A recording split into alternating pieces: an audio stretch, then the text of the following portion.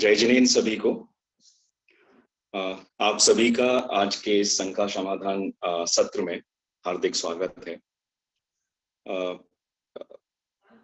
2, 3 और 4 दिसंबर को हमने दुबई में एक शतपथ शिविर का आयोजन किया। एक भव्य आयोजन हुआ, सभी ने धर्म लाभ लिया और उस शिविर में हमने जैन धर्म और सच्चा सुख, इन भावों का क्या फल होगा, ध्यान का स्वरूप, इन विषयों पर हमारे विद्वानों द्वारा बहुत सुंदर खुलासा किया गया। शिविर के दौरान श्रोताओं की जिज्ञासाओं का समाधान भी हमारे विद्वानों द्वारा समय समय पर किया गया, परंतु समय की मर्यादा के कारण बहुत सारी जिज्ञासाएं और शंकाएं ऐसी थी जिनका हम समाधान उस शिविर के दौरान नहीं कर पाए। तो हम सभी ने एक इस ऑनलाइन सत्र का आयोजन किया और हम इस सत्र में जितने भी हमारे शिविर के दौरान जिन प्रश्नों का हम समाधान नहीं कर पाए थे, हम कोशिश करेंगे कि हमारे विद्वानों के द्वारा उन सारे प्रश्नों का हम समाधान आगम के परिप्रेक्ष्य में करें। हमारे पास जो पहले हम उन प्रश्नों को लेंगे जो हम हमारे पास शिविर के दौरान थे, हम नहीं ले पाए थे। उसके बाद हम नए प्रश्न जो और श्रोता हैं अभी जो जुड़े हुए हैं हमारे साथ, वो लोग ऑनलाइन चैट में अपने प्रश्नों को डाल सकते हैं। एक बार हम जो पहले से हमारे पास जो क्वेश्चंस हैं, शंकाएं हैं, उनको हम कवर करेंगे। उसके बाद फिर हम नए प्रश्नों को लेंगे। सबसे पहले मैं हम सभी की तरफ से हमारे विद्वानों का बहुत बहुत आभार व्यक्त करता हूँ, जिन्होंने अपने इस व्यस्ततम समय में से हमें ये समय दिया। और बहुत बहुत धन्यवाद भाई साहब आपका और अनुभव भाई साहब का। अब हम कार्यक्रम को शुरू करते हैं। कार्यक्रम की शुरुआत हम मंगलाचरण के साथ करेंगे। तो मैं सभी से निवेदन करूंगा कि हाथ जोड़ दें। नमः श्री वर्धमानाय निर्धूत कलिलात्मने सालोकानां त्रिलोकानां यद् विद्यादर्पणायते यद् विद्यादर्पणायते।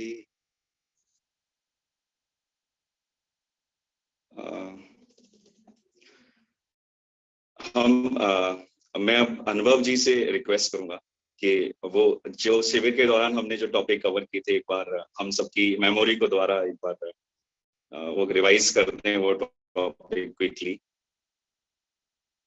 तो अनुभव भाई साहब। जय जिनेन्द्र। आप सभी को उम्मीद है मेरी आवाज आ रही होगी। और हम सभी ने जो दिसंबर 2, 3 और 4 तारीख के दिनों में बैठकर कुछ सुखद चर्चाएं करी थी, आज बहुत संक्षेप में आइए एक छोटी सी यात्रा करते हैं कि क्या बीता हमारे साथ सतपथ के उस दुबई के ध्यान एवं आध्यात्मिक शिविर के दौरान। हम सभी ने शुरुआत एक बड़ी सी सिंपल चीज के साथ करी। एक इमेज हम सभी ने देखी थी जिस पर हम समझना चाह रहे थे कि हो क्या रहा है, और उससे सीधे हमने एक सिद्धांत की वहां स्थापना करी जैन दर्शन के हिसाब से, और वह था सत नाम की वस्तु का। कि एक कोई भी वस्तु को हम लें, क्योंकि उसकी सत्ता है, हम उसे कहेंगे सत। और वह सत का जो स्वभाव होगा वह बड़ा अटपटा होगा। जिस अटपटे स्वभाव के कारण जैन दर्शन अपना नाम पाता है अनेकांत दर्शन। इस स्वभाव में परिणमन भी है, बदलना भी है, और इस स्वभाव में ठहराव भी है। तो हमें आचार्य उमा स्वामी देव का वह सूत्र मिला, उत्पाद व्यय द्रव्य युक्तम सत। किसी भी वस्तु से टिक कर खड़े हो तो ये याद रखना कि वह थोड़े ही क्षण में बदल जाएगी, इसलिए ज्यादा भरोसे के लायक कोई दूसरी वस्तु होती नहीं। और कभी ऐसा डर लगने लगे कि ये जो मैं हूं यही बदल कर खत्म तो नहीं हो जाऊंगा, तो घबराना नहीं। जो वस्तु होती है वह ध्रुवता में हमेशा पूरी रहती है, और वह अपने वैभव के साथ होती है। उसका वैभव है उसके अनंत गुण और अनंत पर्याय। गुण पर्याय व द्रव्यम। तो 3 सूत्र, सत द्रव्य लक्षणम, उत्पाद व द्रव्य युक्तम सत, और गुण पर्याय व द्रव्यम। हमने इससे जैन दर्शन की धर्म की इस परिभाषा को स्वीकार किया, धम्मो वत्थु सहावो। और सिर्फ इतने से हमको पता पड़ गया कि हम जब दुनिया में बाहर निकलेंगे तो यदि कुछ परिवर्तन होता है तो हम घबराएंगे नहीं, क्योंकि हमें पता है कि रुकेगा कुछ भी नहीं, बदलता तो कुछ ना कुछ रहेगा ही। तो हम किसी परिवर्तन से यदि दुखी होना छोड़ देंगे तो आधी समस्या निपट गई। लेकिन कल को यदि हमको ये भय आ जाए कि अरे हम बचेंगे कि नहीं, तो हमें तब भी धीरज रखना होगा, नहीं हमारी ध्रुवता हमारे पास है और हम कभी नष्ट नहीं होंगे। ये बदलते हुए का स्वीकार और ध्रुवता में विश्राम, ये दोनों ही है जैन धर्म के पुरुषार्थ। यही है धम्मो वत्थु सहावो, वस्तु के स्वभाव को स्वीकार करने से जीवन में प्रवेश लेने वाला सुंदर धर्म। तो जो होता है वह होने दो, होनी को स्वीकार करो, और जो रहता है वो रहने वाली वस्तु पर हम सभी ध्यान केंद्रित करें। तो तत्काल हमें एक प्रश्न उत्पन्न हुआ कि अच्छा चलो मान लिया कि सब बदलता रहता है और ठहरा हुआ भी रहता है, लेकिन क्या क्या रहता है इस दुनिया में, हमें क्या क्या मिलेगा, एक बार पूरा परिचय तो लें। और हमें तत्काल 6 प्रकार की वस्तुएं दिखाई दी इस पूरे विश्व में, जिनके कार्य अपने आप में वैशिष्ट्य को लिए हुए थे। जीव जानता है, पुद्गल स्पर्श रस गंध वर्ण से पूरा मैटर बन के विश्व में दिखाई देता है। जीव और पुद्गल दोनों मिलकर धर्म और अधर्म द्रव्य के ट्रांसपोर्ट और पार्किंग डिपार्टमेंट की सुविधा से चलते फिरते ठहरते रहते हैं। ये सारा का सारा ड्रामा एक अनंत आकाश के बीच चल रहा है, और इसको टाइम मैनेज कर रहा है अपने इवेंट मैनेजमेंट के बहुत बड़े स्पेशलाइजेशन से। तो 6 प्रकार के कार्य इस जगत में चलते रहे, और वे ऐसे ही नहीं चलते रहे, उनका व्यवस्थित एक संविधान रहा जिसके तहत वो चलते रहे। अस्तित्व, वस्तुत्व, द्रव्यत्व, अगरु लघुत्व, प्रदेशत्व और प्रमेयत्व, ये 6 सामान्य गुण उस 6 द्रव्य की पारमेश्वरी व्यवस्था को चलाने वाले कॉन्स्टिट्यूशन है। वो कैसे, ये सब हम सभी ने सिर्फ इतने से तरीके से देखा कि धर्म के मायने हैं जो हमें सुख दे, धर्म की परिभाषा है वस्तु का स्वभावी धर्म है। इसलिए सुख, निर्भयता और निश्चिंतता लाने के लिए हमें दुनिया का असल स्वरूप समझना होगा। वो रूप नहीं जो दिखता है, पर वो स्वरूप जो है। 6 प्रकार के कार्य, इसलिए 6 प्रकार के द्रव्य, 6 काम ही चाहिए किसी भी कार्य को करने के लिए, इससे 6 प्रकार के ही द्रव्य होते हैं। और वे 6 प्रकार के द्रव्य भी इतने ज्यादा स्वाधीन कि वे अपने अपने निश्चित कार्य को करते हैं। वे सब अपने अपने भगवान है, अपने अस्तित्व गुण के कारण। उन सबके पास अपनी अपनी विशिष्टता खूबी है उनके वस्तुत्व गुण के कारण। उनके पास अपनी खूबी को बखूबी निभाने की ताकत है द्रव्यत्व गुण के कारण। उनकी खूबियां कभी खराब नहीं होती, उनकी शक्ति कभी मुरझाती नहीं, अगरु लघुत्व गुण के कारण उनका स्वास्थ्य बराबर बना रहता है। वे किसी दूसरे के अधीन नहीं है, अपने खुद के घर में रहते हैं, उनके पास अपना स्थान है प्रदेशत्व गुण के कारण। और प्रमेयत्व गुण के कारण वे ये वाली बात जग जाहिर करते रहते हैं, वे छिपा के नहीं रखते अपनी स्वाधीनता, अपनी सत्व को, वे अपने स्वाभिमान के साथ इस जगत में परिणमन करते हैं। तो इससे ये पता पड़ा कि 6 प्रकार की वस्तुओं में ऐसी तो कोई एक वस्तु ही नहीं जो कराह कर हमें पुकार रही हो कि आओ हमारी मदद करो हमारे उत्पाद व द्रव्य के परिणमन में। तो कंक्लूजन ये निकला कि किसी दूसरे को मैं कुछ करूं, ये तो व्यवस्था में किसी चीज की जरूरत एक दूसरे के कर्तृत्व की है ही नहीं। और जब ये जरूरत नहीं है, तब भी मैं किसी दूसरे के लिए परेशान हूं। वहीं से ये संसार का पूरा चक्र प्रारंभ होता है, जब एक जीव दूसरे द्रव्य को, जिसमें पुद्गल है, धर्म है, अधर्म है, आकाश है और काल है, जब स्वयं परिणमते द्रव्यों को परिणमाने की चेष्टा की जाती है, तो इस जीव से होता है अपराध, वह है आश्रवण और बंध। उससे 8 प्रकार के कर्मों का आना होता है और संसार चक्र का निर्माण होता है। जब यही जीव 6 द्रव्य और 6 सामान्य गुण की उत्पाद व द्रव्य की पारमेश्वरी व्यवस्था को समझता है, तब ये सुलझ जाता है कि अरे बाहर की चिंता हमारा विषय नहीं है, हम सिर्फ अपने परिणाम के उत्तरदायी हैं। तब वह जीव अपने में व्यवस्थित होता हुआ संवर, निर्जरा और मोक्ष को प्राप्त होता है। ये कैसे किया जाए संवर, निर्जरा और मोक्ष को, ये हमें आदरणीय विपिन भाई साहब ने ध्यान के प्रकरण से बताया कि देखो यही बात है इतनी सी, 4 प्रकार से हम अपना उपयोग खराब कर सकते हैं। 2 प्रकार के ध्यान दुर्ध्यान है, जब जीव दूसरे को ताक रहा है तब आर्त ध्यान और रौद्र ध्यान करता है। पाप के उदय में वह दुखी होता है, पाप के उदय में वह अपनी इष्ट वस्तु को दूर जाते देख नहीं सकता, अनिष्ट वस्तु को आते देख नहीं सकता, पीड़ा से कराहता है या फिर किसी अच्छे उदय की चिंता करता है, तो वह आत्म ध्यान पाप के उदय में करता है। रौद्र ध्यान वह पुण्य के उदय में बौरा जाता है, वह हिंसा में आनंद मानने लगता है, झूठ बोलने में आनंद मानने लगता है, किसी दूसरे की वस्तु को हड़प कर भी प्रसन्न होता है और परिग्रह के बढ़ते संचय को देखकर प्रसन्न हो जाता है।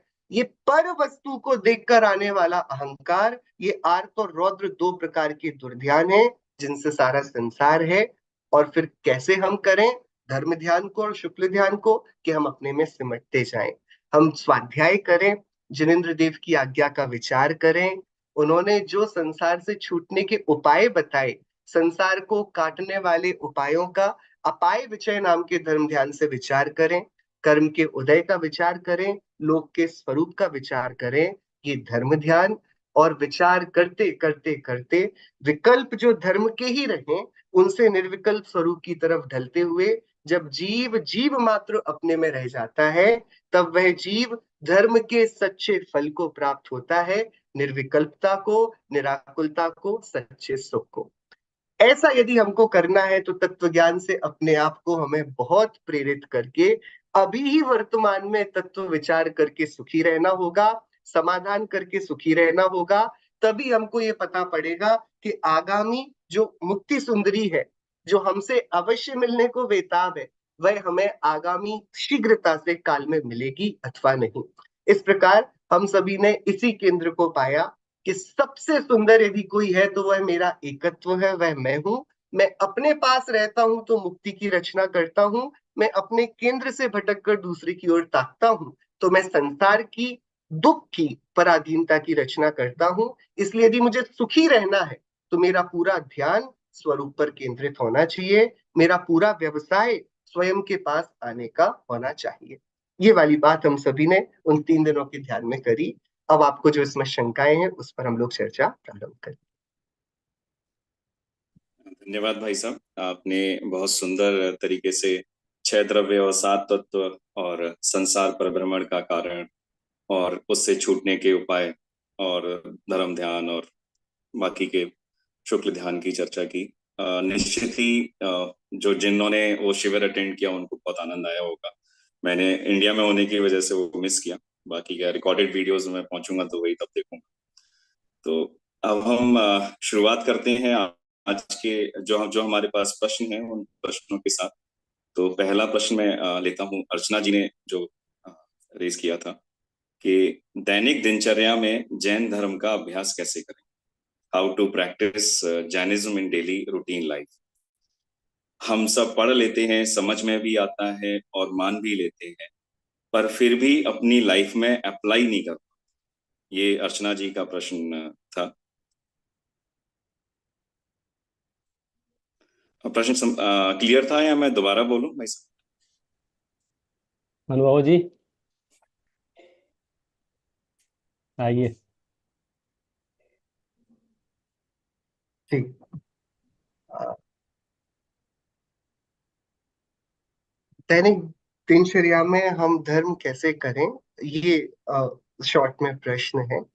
और आई थिंक सबसे बड़ी दुविधा यही है कि हम धर्म को दिनचर्या में ढाल लेना चाहते हैं। हम कभी ये शेड्यूल नहीं बनाते कि अपने बच्चों से प्रेम कब करें, बराबर ऐसे कुछ शेड्यूल बनाना नहीं पड़ता है, जब मिल जाते हैं तब हम कर लेते हैं, बराबर। ये आचार्य स्वामी योगेंद्र देव ने योगसार ग्रंथ में एक गाथा लिखी। उन्होंने बोला, ग्रह कार्य करते हुए भेदा भेद का ज्ञान, मिले अवाची पद स्वयं, पावे पद निर्वाण। उन्होंने ये कहा कि धर्म वह नहीं है जो हम मंदिर में जाकर कर रहे हैं, जो हम शास्त्र को खोलकर कर रहे हैं, क्योंकि आत्मा ये भाव स्वरूप वस्तु है। तो धर्म हमारे परिणामों में ही तो घटित होगा। तो जो भी हम कार्य कर रहे हो उस समय यदि हम भेद विज्ञान से उस कार्य में प्रवर्तते हैं तो हम धर्म में ही वह कार्य कर रहे हैं। और यदि हम धर्म कार्य भी कर रहे हो और उपयोग वहां केंद्रित नहीं है, देह बुद्धि कायम है, और ये लगे कि हाँ ये मैंने बोला, ये मैंने किया, उठाया रखा, तो वहां तो देह के साथ अहम बुद्धि कायम है, वहां तो अधर्म चल ही रहा है। तो किसी भी रीति से निरंतर वेद विज्ञान जो जागृत रहे, वही जीवन में धर्म को निरंतर आत्मसात करने की बात रहेगी। लेकिन द मोमेंट हम यदि उसको पार्टीशन बनाकर करेंगे कि भैया अभी इतने बजे से इतने बजे तक 2 घंटे मैं स्वाध्याय करूंगा, फिर 2 घंटे मैं पूजन भक्ति करूंगा, मैं फिर थोड़ी देर के लिए सामायिक करूंगा, अकेले बैठूंगा, मेडिटेट करूंगा, हम धर्म को बहुत ज्यादा एक अपनी वस्तु ना मानकर एक ऑब्जेक्टिफाइड कर रहे हैं, उसको हम एक ऑब्जेक्ट बना रहे हैं कि इसको ले लिया, रख लिया और कर लिया। आत्मा धर्मी है, उसके आधार से धर्म है, मैं ही धर्म में परिणत होता हूं। तो मेरे जीवन में जितनी सुलझापना होगा, जितनी शांति सरलता रहेगी, मैं प्रतिक्षण कर्म के उदय आने के समय दोषी का नहीं, अपने उदय का विचार पहले कर पाऊंगा। तत्काल अपराध करने वाले को निर्दोष और अपने पूर्व के अपराधों पर निरंतर आलोचना कर पाऊंगा। मैं जितना क्षमाशील हो पाऊंगा, उतना ही तो धार्मिक होने के मायने हैं। यदि हम धर्म की ऐसी भावनाएं करें तो 4 में से 3 गतियों में तो धर्म क्या होगा? वो शेर कैसे धर्म करेगा जो जंगल में बैठा हुआ है? वो नारकी कैसे धर्म करेगा जो 7वें नरक में है? धर्म भेद विज्ञान का नाम है। उसके प्रयत्न के लिए, उसके आदर्श के लिए हम पंच परमेष्ठी का आधार लेते हैं। भगवान को देखते हैं कि वे कैसे हाथ पर हाथ बैठकर निश्चिंत हो गए। बाकी भेद विज्ञान प्रति समय किया जा सकता है, गाड़ी चलाते हुए, पढ़ते हुए, लिखते हुए, बात करते हुए, खाना खाते हुए, खाना बनाते हुए, ऑफिस का काम करते हुए। तो फिर उसमें निरंतरता का प्रश्न नहीं आना चाहिए। विशेष इसमें यदि इफ क्वेश्चन परसिस्ट, भैया आप यदि इसमें कुछ ऐड करें। नहीं, बढ़िया है, सब कुछ आ गया है। लेकिन फिर भी जिनकी भूमिकाएं बहुत निचली हैं उनका प्रश्न इससे संदर्भित भी रहता है कि हमारे पास 24 घंटे हैं, तो हम उसमें कैसे उसको डिवाइड कर सकते हैं। आप अपनी धार्मिक क्रियाओं की जो लिस्ट है, श्रावक की भूमिका में देव पूजा, गुरु उपासना, स्वाध्याय, संयम, तप और दान, ये 6 हैं।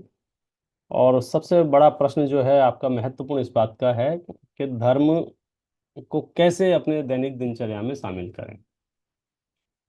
उसका जवाब हालांकि पूरी तरह से आ चुका है। मैं तो आधी पंक्ति यही कहना चाहूंगा, यदि आप धर्म से परिचित होंगे तो वो आपकी दिनचर्या में आ जाएगा। फिर प्रश्न ये होगा कि मैं धर्म से परिचित कैसे होऊंगा, तो मेरा फिर वही जवाब होगा, स्वाध्याय, स्वाध्याय, स्वाध्याय, स्वाध्याय। क्योंकि तीर्थंकरों की वाणी से हम धर्म के स्वरूप को समझ सकते हैं, और जब हम धर्म के स्वरूप को समझ सकते हैं तो फिर आप चाहो और ना चाहो, रह रह के सपने आएंगे। जागती आंखों से धर्म होगा। चलते उठते बैठते खाते पीते मुनराज 28 मूल गुणों का पालन करते हुए आहार करते करते आत्मा का प्रचुर स्वसंवेदन कर लेते हैं। आप समझ लीजिए इतना सहज और सुगम है ये धर्म, बशर्ते आपको धर्म का परिचय हो। तो धर्म का यथार्थ परिचय होगा तो निस्संदेह हम उसे कर पाएंगे। रही बात दैनिक दिनचर्या में, पूजन शामिल कीजिए, पाठ शामिल कीजिए। आपने सुना होगा पहले हमारी माताएं बहनें तत्वार सूत्र का पाठ सुन के ही भोजन ग्रहण करती थी। कितने ही जीवों के देव दर्शन का नियम, कितने ही जीवों के श्रुत के पाठ का नियम, कितने ही जीवों के स्वाध्याय का नियम, ये अगर आपकी दिनचर्या में है, एक साथ 10 किलो बादाम खाने की जगह अगर 2 रोज भिगो के खाएंगे तो आप स्वस्थ बने रहेंगे। तो अपनी दिनचर्या में से आप श्रावक हैं, गृहस्थ हैं, जो भी परिस्थितियां आपकी हैं, थोड़ा बहुत समय निकालकर स्वरूप चिंतन के लिए स्वाध्याय का अवलंबन लें। आप सीधे स्वाध्याय करने में सक्षम ना हो पा रहे हो तो हमारे पूर्व विद्वानों ने, आचार्यों ने ढेर पाठ लिखे हैं, प्राकृत में, संस्कृत में, हिंदी में। भजन है, भक्तियां हैं, मेरी भावना है, वैराग्य भावना है, आलोचना पाठ है, समाधि मरण भाषा है। कितनी चीजें हैं जिनका अवलंबन लेके हम धर्म ध्यान में अपने परिणामों को लगा सकते हैं। तो जब जहां जितना संभव हो आप अपने उपयोग को इसमें लगाइए। धन्यवाद भाई साहब। मुझे लगता है अर्चना जी और अन्य जो भी श्रोता हैं उनके भी अगर यही इससे रिलेटेड कुछ क्वेश्चंस थे तो आई थिंक उनको अवश्य समाधान मिला होगा। दूसरा क्वेश्चन है हिमांशु जी का। यदि मैं ज्ञानानंद स्वभावी हूँ तो फिर मैं खोया क्यों हूँ? इफ आई एम ज्ञानानंद स्वभावी then how come I am lost?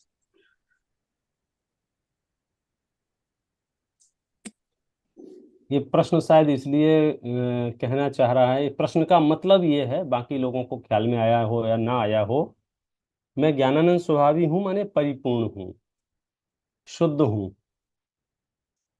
तो फिर मैं क्या करूं? जब आप परिपूर्ण हैं, जब आप शुद्ध हैं, तो फिर मुझे क्या करना है और मैं क्यों करूं जब परिपूर्ण हूं? तो लगभग लगभग इसके इर्द गिर्द है ये सवाल, कि जब मैं ज्ञानानंद स्वभावी हूं, फिर आप मुझे क्यों शिविर में लगा लगा के समझा रहे हो कि आप शुद्ध हो जाओ? मैं तो हूं ना शुद्ध, हो गया जाओ उसमें। मैं इस प्रश्न के उत्तर के संदर्भ में इतना कहना चाहूंगा, तीर्थंकर परमात्मा की वाणी स्यादवादमयी है श्रुत ज्ञानियों के लिए, कि यदि हम विषय को बहुत ईमानदारी से और सही मायने में समझना चाहते हैं, तो हमें उन वाक्यों का, उन गाथाओं का, उन श्लोकों का, उन पंक्तियों का अर्थ नए विभाग से हमेशा ग्रहण करना चाहिए। तत्वा श्रद्धानम सम्यक दर्शन, जब सूत्र कहा कि तत्वा श्रद्धान सम्यक दर्शन होता है, शिष्य ने प्रश्न पूछे कौन से तत्व, तो नाम गिना दिए, जीवा जीवा श्रव बंध संवर निद्रा मोक्षास तत्व। फिर प्रश्न उत्पन्न किया कि उत्पन्न कैसे होगा? प्रमाण नैयर अधिगमः, प्रमाण और नयों से अधिगम होगा। तो आप जो कुछ भी समझना चाहते हैं, जिनवाणी की छत्र छाया में स्यादवाद से समझने का कोशिश कीजिए। मैं इसलिए ये कह रहा हूं क्योंकि जिस नय से मैं ज्ञानानंद स्वभावी हूं, उसी काल में किसी और नय से संसारी भी हूं। उसी काल में किसी दृष्टि से परिपूर्ण हूं, तो किसी दृष्टि से अपूर्णता भी है, अधूरापन भी है। तो ये नए विभाग से जब हम पहुंच जाएंगे तो हमें समझ में आ जाएगा कि परिपूर्णता है ये क्यों बताई जा रही है, और मैं उस परिपूर्णता को प्रकट कैसे कर सकता हूं या प्राप्त कैसे कर सकता हूं, ये क्यों बताया जा रहा है। बहुत ढेर उदाहरण हो सकते हैं, आप और गहराई से विचार करते रहना। जब दूध आपके सामने है और उसमें से घी बनना है, तो सामान्य सा प्रश्न है, अभी उसमें घी है या नहीं है? अगर नहीं हो विद्यमान उसमें, तो असत की तो उत्पत्ति होती नहीं है। ये तो सद्रव्य लक्षण में पढ़ के आए हैं, व्यवस्था पूरी चरमरा जाएगी आपकी 6 द्रव्यों की। तो दूध तो है, वो घी तो है उसमें। तो जब है, इसलिए ही तो प्रकट करने की कहते हैं, ना होता तो कौन प्रकट करने की कहता?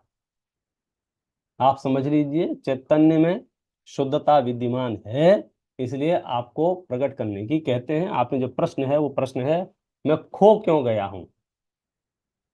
देखो, ये खोना शब्द क्या होता है, पहले आप ये बताओ, खोना क्या होता है?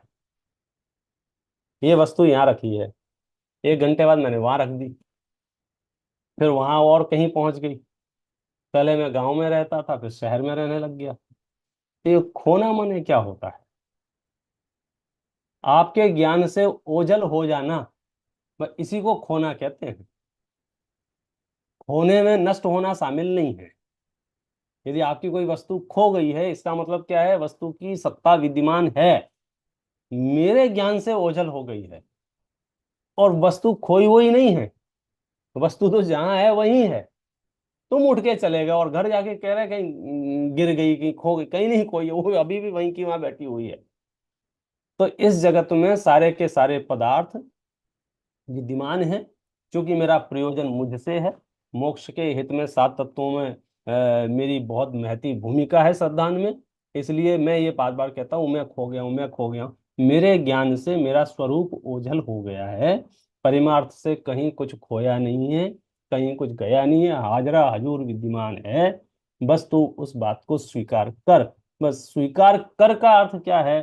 क्योंकि हमने अस्वीकृति कर रखी है, तो उसको स्वीकार करना ही अपने आप की प्राप्ति है।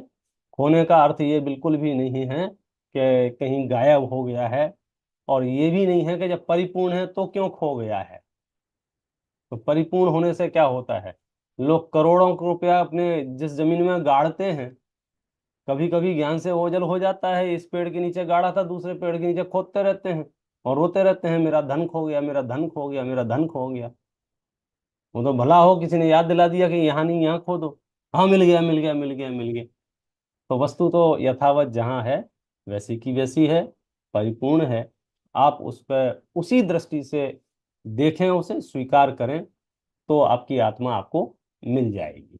वही आत्मा मिलेगी जो परिपूर्ण है, मैं ज्ञानानंद स्वभावी वाली आत्मा आपको मिल जाएगी। उसकी लंबी लिस्ट उसमें दी हुई है, पर से या प्रभावी है, राग रंग से, सबसे भेद भाव से भिन्न है, एक एक लक्षण उसमें सारी लिस्ट बताई गई है। वैसी की वैसी शुद्ध आत्मा आपको प्राप्त हो जाएगी।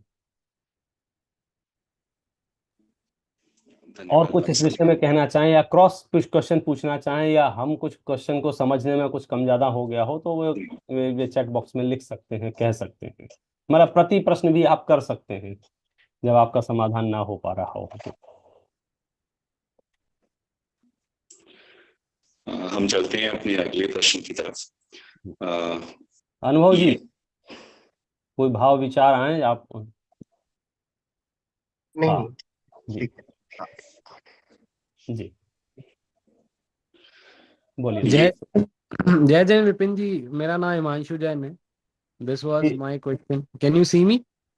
Yes yes. ओके।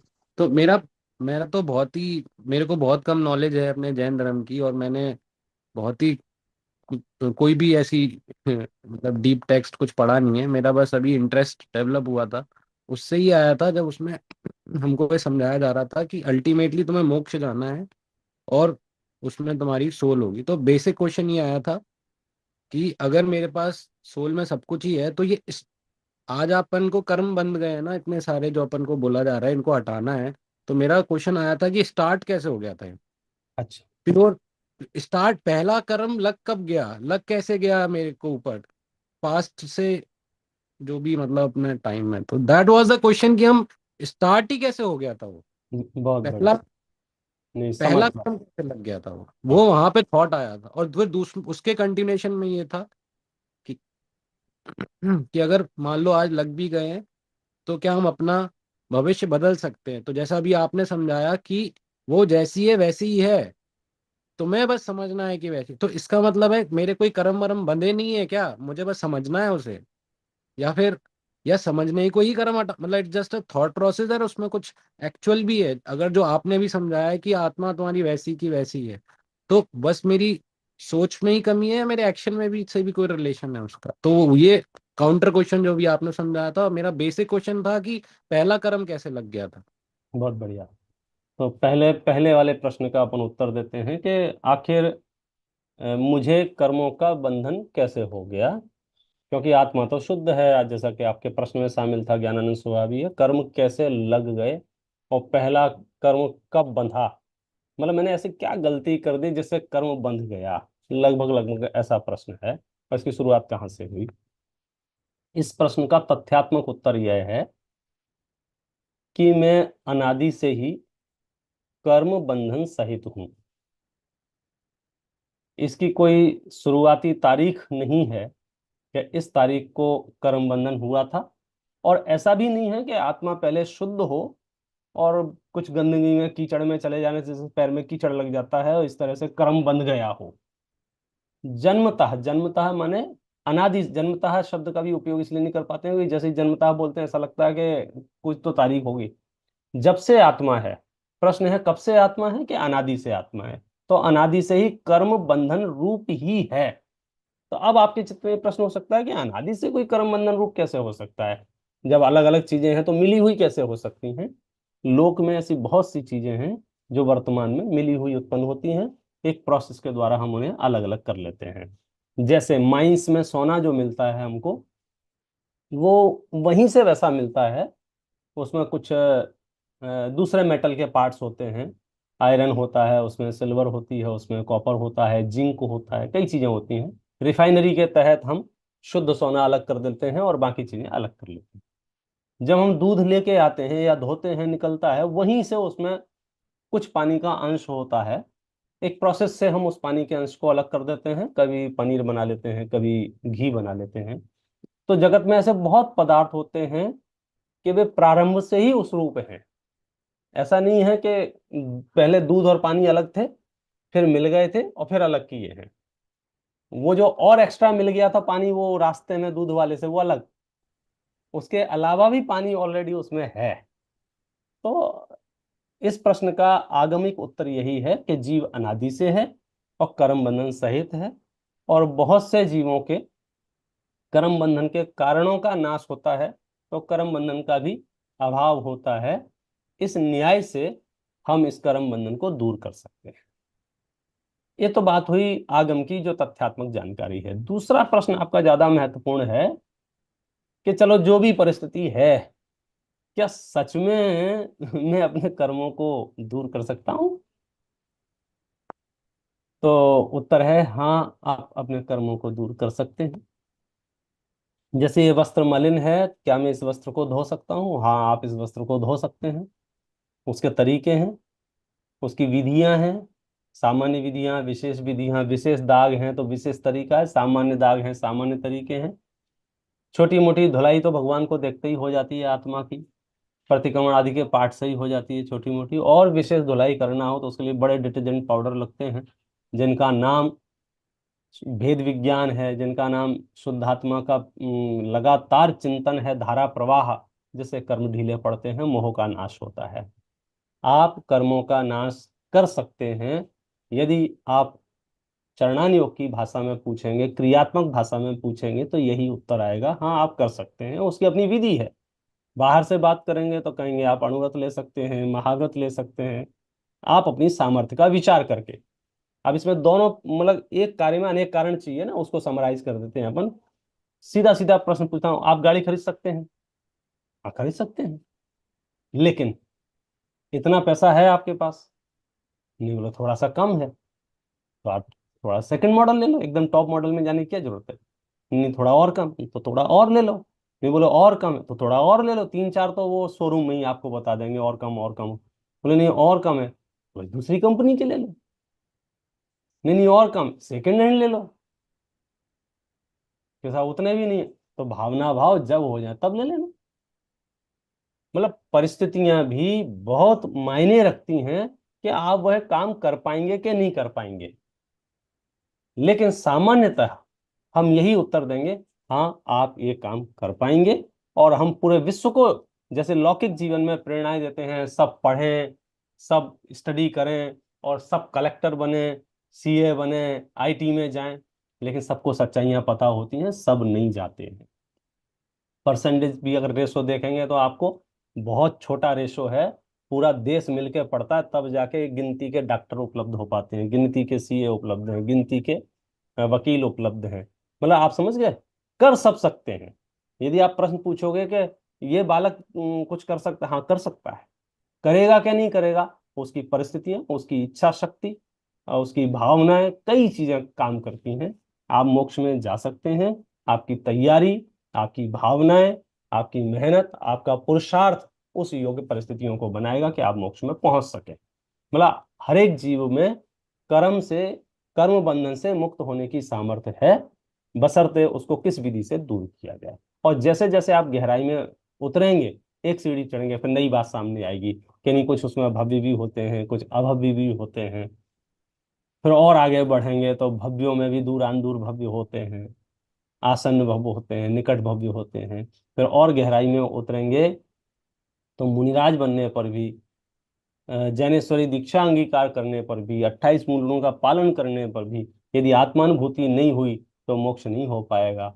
आत्मानुभूति उसकी अनिवार्य शर्त है, सात तत्वों का श्रद्धान उसकी अनिवार्य शर्त है। तो दार्शनिक गहराइयां अपनी जगह है, व्यवहारिक बात करूं तो सीधी सीधी बात है, वस्त्र मलिन होने पर हम धोने का पुरुषार्थ करते हैं अपने घर में उपलब्ध पानी और साबुन के। उसी तरह से आत्मा को भी निर्मल करने के लिए आज की तारीख में जैन शासन, जिन दर्शन, जिन श्रुत बेहतर साधन है जो आत्मा को निर्मल कर सकता है, क्योंकि उसके उपाय जो हैं वो स्वभाव रूप है। जैसे शुरुआत में अपने अनुभव जी ने कहा था ना, वत्थु सहावो धम्मो, धर्म की परिभाषा में ही शामिल कर दिया कि वस्तु का स्वभाव धर्म है। तो मैं अपने स्वभाव तक पहुंच जाऊं तो फिर आपको किसी पे नाराजगी नहीं आएगी। नाराजगी नहीं आना ही अपने आप में धर्म है।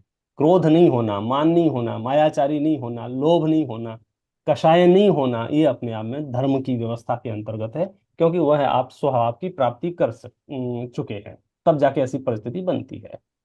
हम क्या करें कि हम धर्म के स्वरूप को समझें। कैसे समझें? कि आप अपने रूटीन लाइफ में जिनवाणी के अभ्यास को शामिल करें। एक एक पन्ना, दो दो पन्ने भी हम यदि श्रुत के अभ्यास करेंगे, 6 द्रव्यों की, 7 तत्वों की व्यवस्था समझेंगे, तो आप बहुत नजदीक पहुंच जाएंगे कि किस तरह से तीर्थंकर महावीर की परंपरा में आत्मा को निर्मल करने का उपदेश दिया गया है। और मोटे तौर पर देखते हैं पूरी दुनिया के दृष्टि से, तब तो हम प्रकट रूप से स्पष्ट हैं। हमारे 10 धर्मों के नाम अपने आप में क्षमा, मार्दव, आर्जव, शौच, सत्य, संयम, तप, त्याग, आकिंचन, ब्रह्मचर्य, ये विशुद्धता लिए हुए हैं। प्रश्न आपका वहीं की वहां है, क्या मैं इन्हें प्राप्त कर सकता हूं? हम जवाब देंगे हाँ, आप इन्हें प्राप्त कर सकते हैं। ओके, तो मैं अपनी इच्छा शक्ति और पुरुषार्थ से अपना भविष्य बदल सकता हूँ। जी हाँ, जो मेरा, जी तो हाँ। ऐसा, तो ये मानना गलत है कि मेरा फ्यूचर रिटर्न है पहले से? ऐसा नहीं है कि आपका फ्यूचर रिटर्न है, हाँ, आप देखो अपना आप चेंज आप कर आप सकते समझ गया। खिचड़ी खाएंगे तो उसमें क्या होगा, अलग अलग टेस्ट आएंगे। हैं। हम जब दार्शनिक पृष्ठभूमि में सैद्धांतिक चर्चाएं करते हैं वस्तु व्यवस्था की, वो हम्म चर्चा और ये चर्चा, आप ये कहना चाह रहे हैं कि जब सब कुछ सुनिश्चित है तो मैं उसमें क्या बदलाव कर सकता हूं? बस स्यादवाद की सबसे परम आवश्यकता यही हमको पड़ जाती है। अच्छा। बिल्कुल। उसके लिए यदि सब कुछ सुनिश्चित है, इस व्यवस्था को गहराई से समझना है, तो 5 समवाय की व्यवस्था समझें। और उस 5 समवाय में एक समवाय पुरुषार्थ भी है। हम कभी कभी सिद्धांतों को समझो आधा अधूरा समझने की कोशिश करते हैं। पूरा सिद्धांत का अर्थ यह है, यदि समझो किसी का अरबपति बनना सुनिश्चित है, तो अरबपति बनने में उसके 5 समवाय लागू होंगे। उसका दुकान पे जाना भी उसमें शामिल है, ग्राहकों से मीठा बोलना भी उसमें शामिल है, ईमानदारी से काम करना भी शामिल है। जो भी उसके कारण हैं, वो सारे ही कारण होंगे। ऐसा नहीं होगा कि आधा हो आधा नहीं हो। सुनिश्चित भविष्य के अनुसार ही आप पुरुषार्थ करेंगे, और पुरुषार्थ के अनुसार ही जो भविष्य सुनिश्चित है वह आपको प्राप्त होगा। प्रश्न ये है, क्योंकि आपको नहीं मालूम है कि कल क्या सुनिश्चित है, इसलिए सदैव सकारात्मक और आदर्श मार्ग ही चुना जाएगा। किसी अवधि ज्ञानी मुनराज, केवल ज्ञानी समोसरण में आप प्रत्यक्ष प्रश्न करके वे कह सकते हैं कि तुम अगले भाव में यहाँ हो, अगले भाव में यहाँ हो, अगले भाव में यहाँ हो। नहीं नहीं नहीं नहीं, मैं तो कुछ और करूंगा। तो इस तरह की भी कोशिशें जिन शासन के पुराण जब पढ़ेंगे तो मिल जाएंगी आपको। द्वारिका नगरी के संदर्भ में तो स्पष्ट रूप से मिल जाएगी, दीपायन मुनि के प्रसंग में, कि उन्होंने सुना कि 12 वर्ष बाद द्वारिका नगरी जल जाएगी। उन्हें अच्छा नहीं लगा, सोचा मैं यहाँ से चला जाता हूँ। लेकिन बाद में परिस्थितियां ऐसी बनी कि उन्हीं के निमित्त से वो घटना घटी। तो सब कुछ सुनिश्चित है, उसको सुनिश्चित रहने दीजिए। हमें जो दुर्लभ मनुष्य पर्याय मिली है, हम इसका भरपूर प्रयोग करके पुरुषार्थ करें कि अब संसार में हमारा भ्रमणा बंद हो और अनंत काल तक सिलसिला में विराजमान है। यदि आपके भविष्य में सिद्धत्व है तो उसकी प्राप्ति हो जाएगी। आप बिल्कुल उसमें संदेह उपस्थित ना करें। क्यों? क्योंकि हमें ये लगता है अरबों मनुष्यों में से आपके मन में ये प्रश्न उठ रहे हैं, इसका मतलब आप मोक्ष के नजदीक हैं। अरबों मनुष्य हैं। कितने ही मनुष्य तो मनुष्य जैसे नहीं लगेंगे, खा रहे हैं, पी रहे हैं, सो रहे हैं, खा रहे हैं, पी रहे हैं, सो रहे हैं, फिर बीमार हो रहे हैं, अस्पताल जा रहे हैं, और जय जिनेन्द्र। हम यहाँ तात्विक चर्चा में अपने उपयोग को लगा रहे हैं। ये भव्यत्व के लक्षण हैं। मतलब आपका भविष्य गारंटी से उज्जवल है, और उज्जवल भविष्य के अनुसार ही हम पुरुषार्थ कर रहे हैं। और पुरुषार्थ क्या करना है? किसी से कुछ लेना देना नहीं है। आपकी वस्तु आपने प्राप्त करनी है। विधि शास्त्रों में है। शास्त्रों को समझने से परिणाम शांत रहते हैं, उपयोग अस्थिर नहीं होता है, और हम वस्तु स्वरूप की प्राप्ति करने में सक्षम होते हैं। थैंक यू पंडित जी। सुंदर प्रश्न हिमांशु भाई के, और उतना ही आई थिंक समाधान विपिन भाई साहब से। हिमांशु भाई, मुझे उम्मीद है कि आपको अपनी शंकाओं का समाधान अवश्य मिला होगा। हम अभी अपने अगले प्रश्न की तरफ चलते हैं। अगला प्रश्न है कि परिवार में रहकर हम अपनी कर्तव्य बुद्धि को कैसे कम करें। परिवार में रह के कर्तृत्व बुद्धि को कैसे कम करें। और मुझे ऐसा लगता है कि जो लोग सच में परिवार में रहते होंगे उनकी कर्तृत्व बुद्धि की तो क्या फजीयतें हो रही हैं। ये सब अपने अपने परिवार की अपने अपने पास रखें तो ज्यादा बेहतर है। आपका छोटे से छोटा परिवार होगा तो भी 24 घंटे में दो चार झटके तो ऐसे लग ही जाते हैं, यार मेरी तो यहाँ चल ही नहीं रही।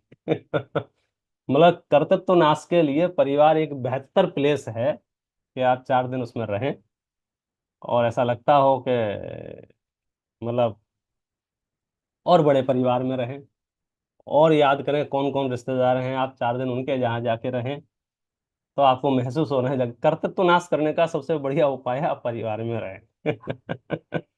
अब देखो ये मैं जिस नए से कह रहा हूं या जिस मैं इस एंगल से कहना चाह रहा हूं कि आप यदि सच में ऑब्जर्व करेंगे अपनी दिनचर्या को, अपने पारिवारिक की भूमिकाओं को, तो आपको कई बार ये महसूस होगा कि किसी की भी नहीं चल रही है।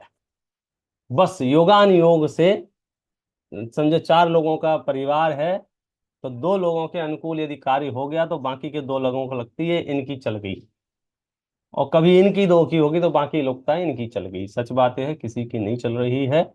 वस्तु व्यवस्था का ये 6 द्रव्यों का परिणमन स्वतंत्रतया चक्र ये चल रहा है, हमारी चित्त भ्रांति है। और फिर भी यदि आप परिवार में रह रहे हैं और आपके कर्तृत्व का नाश नहीं हो रहा है तो मैं आपके उस परिवार का दर्शन करना चाहूंगा कि ऐसा कौन सा पुण्यशाली परिवार है इस पंचम काल में जहां आपके कर्तृत्व का नाश नहीं हो रहा है। मुझे तो ऐसा लगता है कि जितने भी मेरे परिवार में हैं, समाज में है, देश में, सब मेरे कर्तृत्व का नाश करने के लिए पैदा हुए हैं। कभी ना कभी कोई ना कोई ये महसूस करा देता है तुम धोखे में मत रहो पंडित जी, हम जो कह रहे हैं ज्यादा सही कह रहे हैं, तो हम समझ जाते हैं कि मामला क्या चल रहा है। दूसरा पॉइंट, ये मैंने बहुत ही सहजता से बात कही है, इस काल की सहज व्यवस्था, इस काल की माने संसार की सहज व्यवस्था के अनुसार। दूसरी बात बर्णी जी ने लिखा है कि आप यदि अपनी आसपास की परिस्थितियों को ध्यान से ऑब्जर्व करेंगे तो आपको पता चल जाएगा आपके कर्तृत्व का कितना पोषण है और कितना नाश है, और उसके लिए फिर अलग अलग विस्तार किया जा सकता है। मुझे नहीं मालूम है प्रश्नकर्ता किस एंगल से पूछ रहे हैं और कितना पूछ रहे हैं। एक भाई साहब थे, 5-6 भाई थे उनके, और वो कमा के लाते थे, 6 भाई बैठ के खाते थे, और 6 भाई जो तारीफों के पुल बांधते थे उनके, वो भाई साहब बड़े खुश रहते थे। और एक साधु उनके मोहल्ले से निकला, वो जोर से चिल्ला रहा था झूठी है दुनिया, झूठी है दुनिया, झूठी है दुनिया। उसकी बत्ती जली, बोले क्या पागलपन मचा रखा है साधु ने, ऐसा थोड़ी होता है, मेरे घर में चल के देख, मेरे सोने के बाद सब सोते हैं और मेरे उठने के पहले सब उठ जाते हैं, और मैं घर में घुसता हूँ तो पैर धुलाए जाते हैं और पंखा चालू किया जाता है और बढ़िया चांदी की थाली में जो जो भी व्यवस्थाएं थी उसने बखान किया अपनी। तो साधु ने उसको टिप दी, तो एक काम कर, घर जा सीधा, 5-10 मिनट बोलना पेट में दर्द हो रहा है, पेट में दर्द हो रहा है, पेट में दर्द हो रहा है, ऐसा करना और उल्टा पुल्टा होना और एकदम बेहोश हो जाना, ऐसा लगना कि मर गया है। तो ठीक है बोले, ये भी ट्रायल कर लेते हैं, मैं तो बहुत शॉर्ट में आपको ले जा रहा हूँ। घर जाके वो लेट गया, दर्द वर्द उठका, पेट में दर्द, पेट में दर्द, और बेहोश हो गया, मर सा गया। साधु बाबा जी वहां से जोर से आवाज लगाते हुए निकले कि भाई मेरे पास ऐसी दवाई है कि मुर्दे को जिंदा कर देता हूँ एक खुराक में। और ऐसी आवाज सुनते ही वो 6 के 6 भाई और भाभियां और सब माता पिता पूरा परिवार बाहर आ गया, बाबा जी तुम चलो हमारे यहाँ, अभी अभी मृत्यु हुई है, आपको जिंदा करना है। तो बाबा जी ने कहा ये तो मेरे बाएं हाथ का खेल है, मैं जिंदा कर देता हूँ। उन्होंने 1 गिलास पानी लाओ, बोले ले 1 गिलास पानी लो। पहले उन्होंने लोटा चलते थे तो लोटा मंगाया था, मैंने गिलास मंगा लिया है, लोटा किसी को समझ में ना आए तो बोले 1 गिलास पानी लाओ, हाँ लाओ। उसमें उन्होंने अपनी एक समझो एक चुटकी उसमें राख, मंत्रित राख कह लो कुछ भी कह लो, उसमें डाल दी। उन्होंने कहा कि ये गिलास का पानी जो भी पिएगा उसकी मृत्यु हो जाएगी और ये जो मर गया है ये जीवित हो जाएगा। आप में से जो भी इस गिलास का पानी पीना चाहे पी ले गए, मैं हाथों हाथ इसको जिंदा कर देता हूँ। तो सब एक दूसरे की ओर देखने लग गए, भाई कौन पिए कौन पिए कौन पिए। सबसे पहले माता पिता से पूछा कि आपने तो पूरी दुनिया देख ली है, पूरी जिंदगी हो गई आपको जीते जीते, सारे अनुभव आपने देख लिए हैं, आप इस गिलास का पानी पियो, बच्चे जिंदा हो जाएंगे। तो उन्होंने कह दिया भाई साहब मैं ही मर जाऊंगा तो कि जिंदा का क्या करूंगा। फिर क्रम क्रम से छह भाई के पास गए, भाभीियों के पास गए, सबने ना कह दिया। तो बाबा जी ने पूछा कि मैं पी जाऊं इसको। तो सबने कहा हाँ हाँ बाबा जी तुम अच्छे बाबा जी हो, पी जाओ पी जाओ पी जाओ। और बाबा जी ने पी लिया। जैसे ही बाबा जी ने पिया, उसके ऊपर हाथ फेरा के, बेटा समझ में आ गया तुम्हें परिवार की स्थिति कैसी है। और ये कथा परिवार के सदस्यों से द्वेष करने के लिए नहीं है, संसार का स्वरूप समझने के लिए है। हम और आप सब अलग अलग गतियों से यहाँ आए हैं, कुछ दिन यहाँ रहेंगे और फिर अलग अलग गतियों में चले जाएंगे। तो परिवार की, समाज की, देश की हकीकत ऐसी है कि हर व्यक्ति अपने कषायों में, अपनी अज्ञानता में, अपने समझ में लगा हुआ है। हम क्या करें कि वस्तु व्यवस्था को समझकर ये मान लें कि कर्तृत्व की कहीं भी गुंजाइश नहीं है। और फिर भी आपको कोई इसमें प्रति प्रश्न हो तो किया जा सकता है, और खुद भी आत्ममंथन करेंगे तो आपको समझ में आ जाएगा। और मैं तो फिर और दूसरी तरह से बताने की कोशिश करता हूँ। तो वहां जाता हूँ कि जब आप गर्भ में आए थे, इतने से थे, अब मैं उसको कैसे बताऊं, बहुत छोटे से, फिर आप लगभग 1 सवा फीट के हुए, टाइम लगा आपको 9 महीने। तो मैं आपसे पूछना चाहता हूँ 9 महीने आपने क्या किया कि आपकी उंगलियां बन जाएं, किडनी बन जाए, लीवर बन जाए, हार्ट बन जाए, पैर बन जाए, नाखून आ जाए, बाल आ जाए। आपने क्या किया 9 महीने तक? मतलब आपने ऐसा क्या पुरुषार्थ किया कि आपका ऐसा आकार हो, आपका ऐसा रंग हो, आपका इतना वजन हो? तो पता चला कि नहीं मैंने तो कुछ नहीं किया, सब ऑटोमेटिक।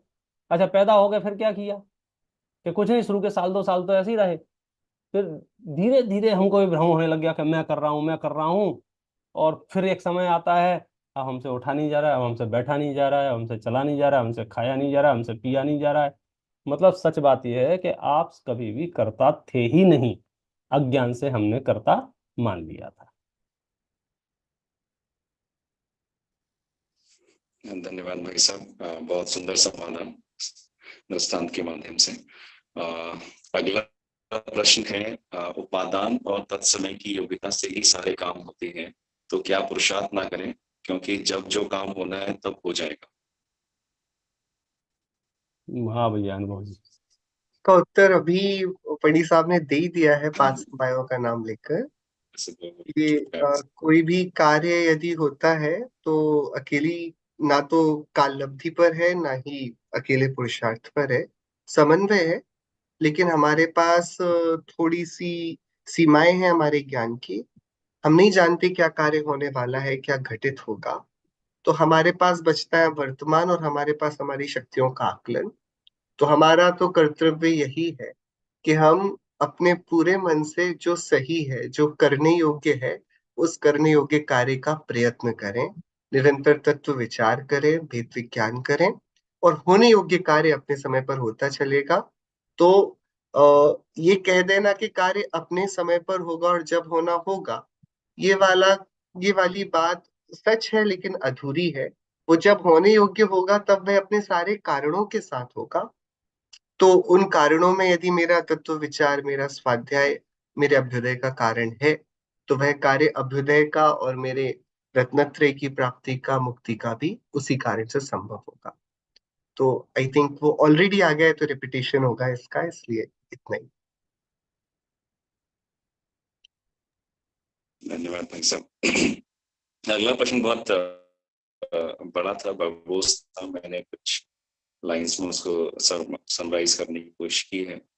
अगर वो है तो, अगर उनको लगता है कि प्रश्न मैंने ठीक से समराइज नहीं किया तो एक बार वो खुद आके बोल सकते हैं। प्रत्येक द्रव्य की प्रति समय नवीन पर्याय होती हैं। सिद्ध परमात्मा 3 लोक के सभी जीवों की समस्त पर्यायों को एक समय में जान लेते हैं, तो फिर अगले समय में नवीनपना कैसे हो? तो पर्यायों के नवीनपना से रिलेटेड था कि प्रति समय उनको फिर नया आनंद और वो सब कैसे हो रहा है, प्रति समय नवीन पर्याय। बहुत बढ़िया, बहुत सुंदर, अच्छा प्रश्न है, न्याय का प्रश्न है। और कम से कम प्रश्नकर्ता द्रव्य गुण पर्याय की व्यवस्था को समझते हैं, तब तो उनके प्रश्नों में ये शब्द आए हैं। और उन्हें इस बात की जरूर शंका है या जिज्ञासा है कि जब नया नया तीन लोग जाना था तब तो तबीयत खुश हो गई होगी भगवान की, वाह फैक्टर सामने आया होगा कि इतना बड़ा, इतना विशाल, इतना विराट लोक है। अगले समय क्या हुआ होगा? दरअसल हम यहाँ एक चूक तो ये कर रहे हैं कि हम भगवान को भी अपने जैसा ही छद्मस्त और कषायवान और अज्ञानी और क्या कहना चाहिए, गेय लुब्ध समझ रहे हैं। जैसे हम घर से बाहर निकलते हैं तो खिड़की से झांकने की कोशिश करते हैं गाड़ी की, क्या ओ यहाँ और क्या है। बाहर घूमने जाते हैं, यहाँ बिल्डिंग कितनी बड़ी है। मतलब हम जिस प्रकार से गेयों को जान जान कर तृप्त होना चाहते हैं, केवल ज्ञानी इस तरह से तृप्त नहीं होते हैं, क्योंकि वहां छद्मस्तता नहीं है, अल्पज्ञता नहीं है, और उनके चित्त में कोई जिज्ञासा नहीं है कि मैं गेयों को जानूं। तो गेयों का जानना जो है वो स्वभावगत है कि ज्ञान इतना निर्मल हुआ है, इतना निर्मल हुआ है कषायों के अभाव में, और वो ज्ञान की परिपूर्णता में तीन लोग उनके ज्ञान में आ रहा है। तो इसलिए अतृप्तता का और नाराजगी का और खुशी का और गम का इससे कोई लेना देना नहीं है कि कितने गे उनके ज्ञान में झलक रहे हैं और कौन सा गे पर्दे के पीछे है और उन्होंने पर्दे को भेद करके भी जान लिया है। ये सब हम मनुष्यों की समस्या है कि हम जिज्ञासा उत्पन्न मोह के कारण से हमको ऐसा लगने लग जाता और जान लूं तो ठीक है, और जान लूं तो ठीक है। केवल ज्ञानियों की ये समस्या नहीं है। फिर भी उस प्रश्न का मैं उत्तर देना चाहूंगा कि एक समय जो जान लिया है अगले समय वही जानते हैं कि नहीं। तो मैं कहूंगा कि नहीं, अगले समय वह नहीं जानते हैं, नया जानते हैं। आप कहोगे नया कैसे जानेंगे, भी तो तीन लोग को जान चुके थे। तो मैं ऐसा कहना चाहूंगा कि जब उनको केवल ज्ञान हुआ था तो उन्होंने भूतकाल को जाना था, वर्तमान को जाना था और भविष्य को जाना था। एक समय बाद फिर से उन्होंने भूतकाल को जाना, वर्तमान को जाना और भविष्य को जाना। लेकिन पहले जो भूत वर्तमान भविष्य को जाना था, अभी के भूत वर्तमान और भविष्य के जानने में कुछ अंतर है या नहीं है? या इसको थोड़ा सा काल का गैप बढ़ा दो तो आपको जल्दी समझ में आ जाएगा। जब तीर्थंकर परमात्मा महावीर भगवान को केवल ज्ञान प्रकट हुआ था, उस दिन समस्त लोक को जाना था, और 30 साल बाद जब उनको निर्माण हुआ केवल ज्ञान के पश्चात, फिर तीन लोक को जाना। उस तीन लोक में और पहले 30 साल पहले जो तीन लोक जाना था उस तीन लोक में कुछ परिवर्तन आया कि नहीं आया, कि वही है? तो इसका सीधा जवाब है कि 1 मिनट पहले जो भविष्यत पर्याय थी वे कुछ देर बाद वर्तमान हुई और कुछ देर बाद भूत हुई।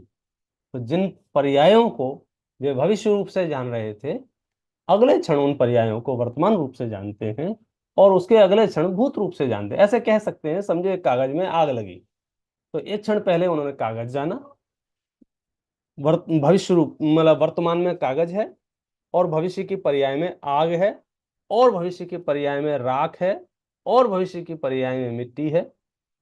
थोड़ी देर बाद उन्होंने क्या जाना कि वर्तमान रूप से आग है। क्यों? क्योंकि अब कागज जो है वो भूतकाल में हो गया थोड़ी देर बाद, और आग, राख, मिट्टी, ये समझो भविष्य पर्याय। थोड़ी देर बाद क्या हुआ, राख रूप कागज है, कागज तो भूत हो गया, आग भी भूत हो गई, अब तो राख राख बची है।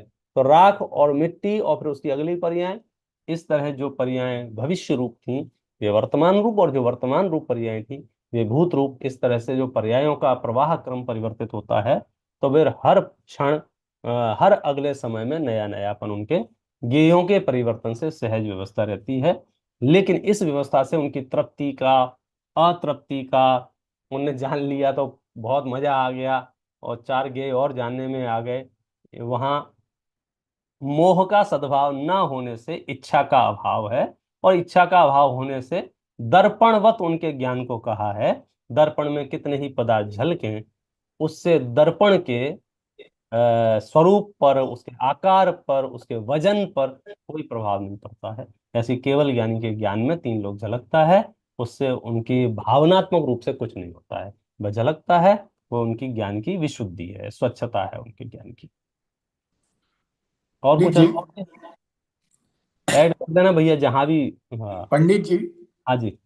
हाँ, ये प्रश्न मेरा था। जी। तो मैं जो प्रश्न पूछा था वो ज्ञ के हिसाब से तो पूछा था, लेकिन मेरा मेन क्वेश्चन वो था कि वो सब वर्तमान वत जानते हैं, यानी भूत भविष्य और वर्तमान की सभी द्रव्यों की सभी पर्याय वर्तमानवत जानते हैं, तो उसमें नया जानना तो हुआ नहीं। वो एक ज्ञ की तरफ से बात हो गई। लेकिन अपने अनंत गुण भी और उनकी अनंत पर्याय भी वो उसी टाइम पे वर्तमानवत जानते हैं, तो नया जानने में तो कुछ आता ही नहीं होगा ना।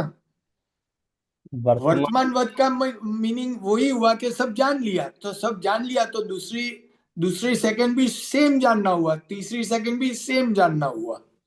यानी ये मेरा समान पदार्थों को जानना हुआ।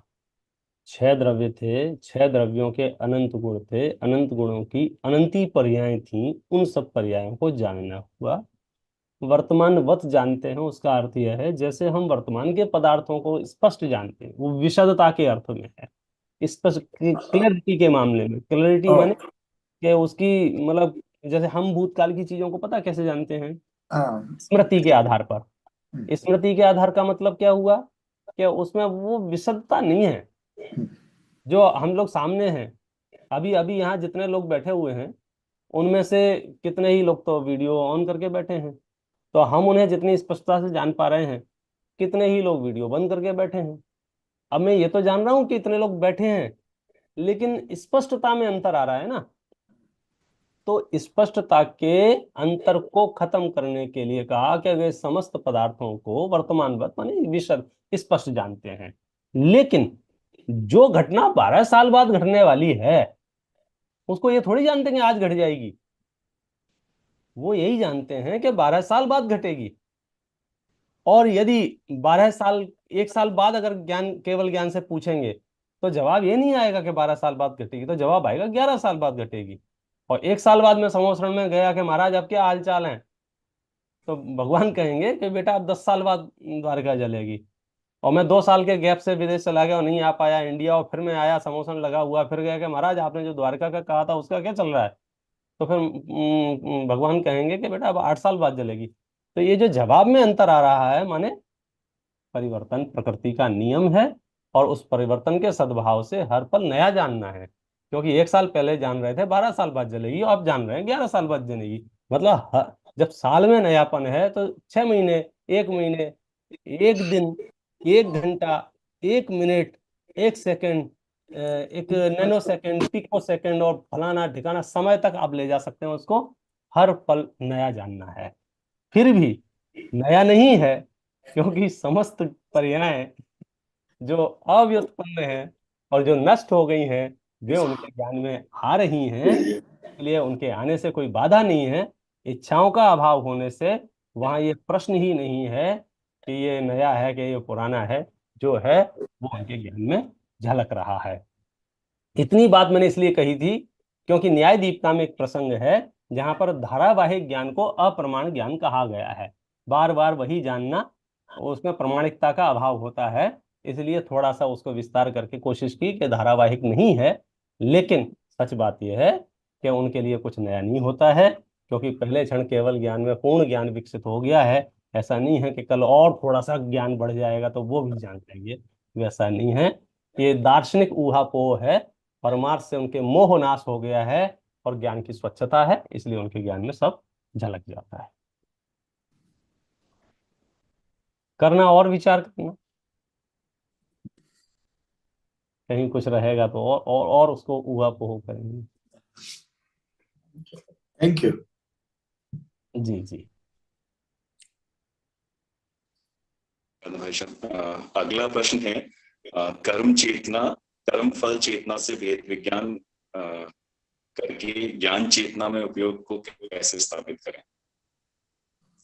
कर्म चेतना, कर्म फल चेतना से भेद विज्ञान करके ज्ञान चेतना में उपयोग को कैसे स्थापित। ये शब्द थोड़े, यदि किन्हीं का परिचय नहीं है तो बड़े हैवी हैं। कर्म फल चेतना, कर्म चेतना और ज्ञान चेतना। अब हम बात ज्ञान के पर्सपेक्टिव से कर रहे हैं, और ज्ञान तीन तरीके से फंक्शन कर रहा है। एक ज्ञान ऐसा कि कर्म के उदय में ही वो सरेंडर कर गया है, जैसे कि किसी आ, छोटे से जंतु को हमने डराया और वो डर गया।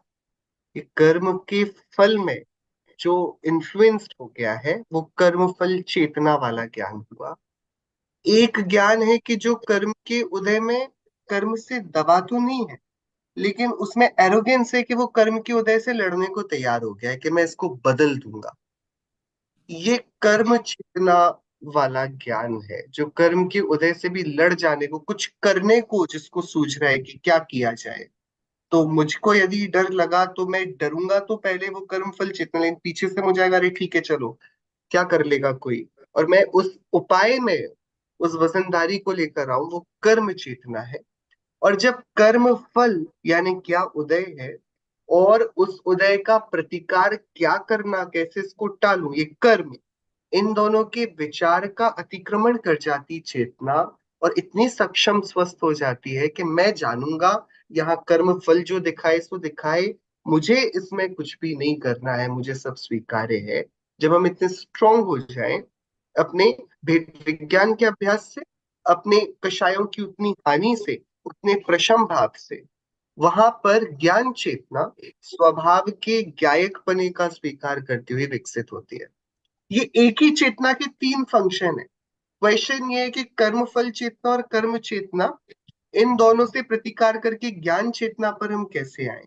तो बस बराबर है जो हमने धर्म ध्यान के बारे में पढ़ा था, उसमें एक विपाक विचय नाम का धर्म ध्यान था, जो कि कर्म के फल का विचार कर रहा है। जो कुछ भी हो रहा है मेरे साथ, मेरे आसपास, वह यूं ही नहीं हो रहा है, अकारण नहीं हो रहा, उसमें कर्म का उदय विद्यमान है। अच्छा बुरा जो भी हो, यदि कुछ भी घटित हो रहा है, बिना निमित्त के भी तो कार्य नहीं होगा ना। पांच समवाय हैं, यदि कुछ हो रहा है तो वहां उसके कारण उपस्थित है, अंतरंग कारण भी बहिरंग कारण भी। तो बाहरी कारणों का कार्य बाहर में देखकर उससे उदास हो जाना, तो वह कर्मफल चेतना पर विजय है कि यार मेरी गलती नहीं है, कर्म पुराना किया था ना, कल की गलती थी, मैं आज मान गया उस गलती को, अज्ञान दशा में किया गया अपराध था, अब मैं समझता हूं मैं नई गलती नहीं करूंगा। तो कर्म के फल पर रोष नहीं देना, आराम से स्वीकार लेना। चोर था, जेल हो गई है, सजा सुना दी गई है, अब क्या करूं, गलती करी तो भोग रहा हूं। तो कर्म के फल के प्रति एकदम निश्चिंत होकर ठीक है जो हुआ, जो होगा सो भुगत लेंगे जो भी, लेकिन मैं उसके सामने सरेंडर होने वाला नहीं हूं, अपने को छोटा नहीं देखने वाला हूं। और दूसरा, कर्म चेतना में अहंकार है कि अरे अब ये हो गया तो मैं इसको बदल कर रहूंगा, मैं बाहर क्या बदलूंगा। और कितने तो बदलने की कोशिश करते रहते हैं, जीवन बीत जाता है, क्या बदल पाते उदय के सामने। तो इसको जब तक टिकना है कर्म को, तब तक टिकेगा, ये रहे तो मेरा क्या बिगड़ता है। तो उस समय उसकी स्वीकृति के साथ नहीं बदलने का भी कुछ प्रयत्न, कुछ भी उससे अप्रभावित रहने का जो प्रयत्न है, ये हमको ज्ञान चेतना की ओर लेके जाएगा। सहजता का मार्ग है, सहजता में जो बन पड़े, प्रसन्न रहने के लिए, समाधान करने के लिए, साम्य को चुनने के लिए हमें कर्म फल के विपाक का विचार, और कर्म में अपने अकर्तृत्व का विचार कि मेरे किए क्या होगा जब मेरे किए उत्पन्न नहीं हुआ। मुझे तो पता भी नहीं था मेरे इस जाति के कर्म का उदय आज शेड्यूल्ड था, और वो आ गया है तो मेरे इनविटेशन पर तो आया नहीं है, वो शेड्यूल्ड था, वो अपने टाइम पर प्रीमियर हुआ है, मैंने तो नहीं किया है। तो जब वो अपने टाइम पर ऑटो प्ले पर आया है तो अपने टाइम पर ही बंद होगा वो। If it did not take my permission to begin, वो मेरी आज्ञा नहीं लेगा चुप हो जाने के लिए। तो बेटर वुड बी कि उस पर अपना दिमाग खराब करूं, मैं अपना समता से समाधान करके प्रसन्न रहूं। यही ज्ञान चेतना का अभ्यास है। और इसके लिए अकेली इतना नहीं होगा कि सामने के शो को हम देखते रहें, नहीं, वो चलता रहे और मैं अप्रभावी रहने के लिए देखता रहूं, नहीं, मैं अपने स्वरूप के पास, शास्त्रों के पास, पंच परमेष्ठी के पास आऊं, मैं वहां अपने समाधान सोचूं, मैं अपना निरंतर वेद विज्ञान से स्वरूप की समीपता लाने का प्रयत्न करूं, ज्ञानमयी रहने का प्रयत्न करूं, ये ज्ञान चेतना का अभ्यास है।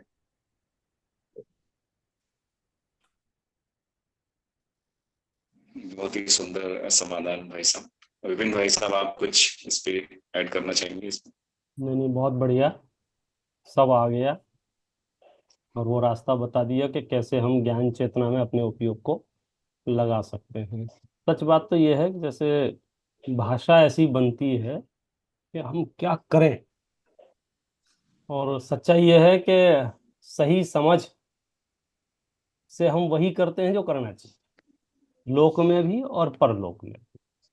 यदि हम धर्म ध्यान के स्वरूपों को ठीक से समझेंगे तो स्वयं में भी हमारा उपयोग वहाँ चला जाएगा, और हमारी ज्ञान धारा जो है वो बलवती होता जाता है, मजबूत होती जाती है, और कर्म धारा वहाँ गौण होती जाती है। शुरुआत में दोनों चलती रहती है, भूमिका निचली है ना। जैसे एक यहाँ प्रश्न आया है, जय जिनेन्द्र, अगर कोई जनरल चीजों के बारे में सोचता है या कोई घटना एज इट इज सोचता है तो यह कौन सी ध्यान में आता है?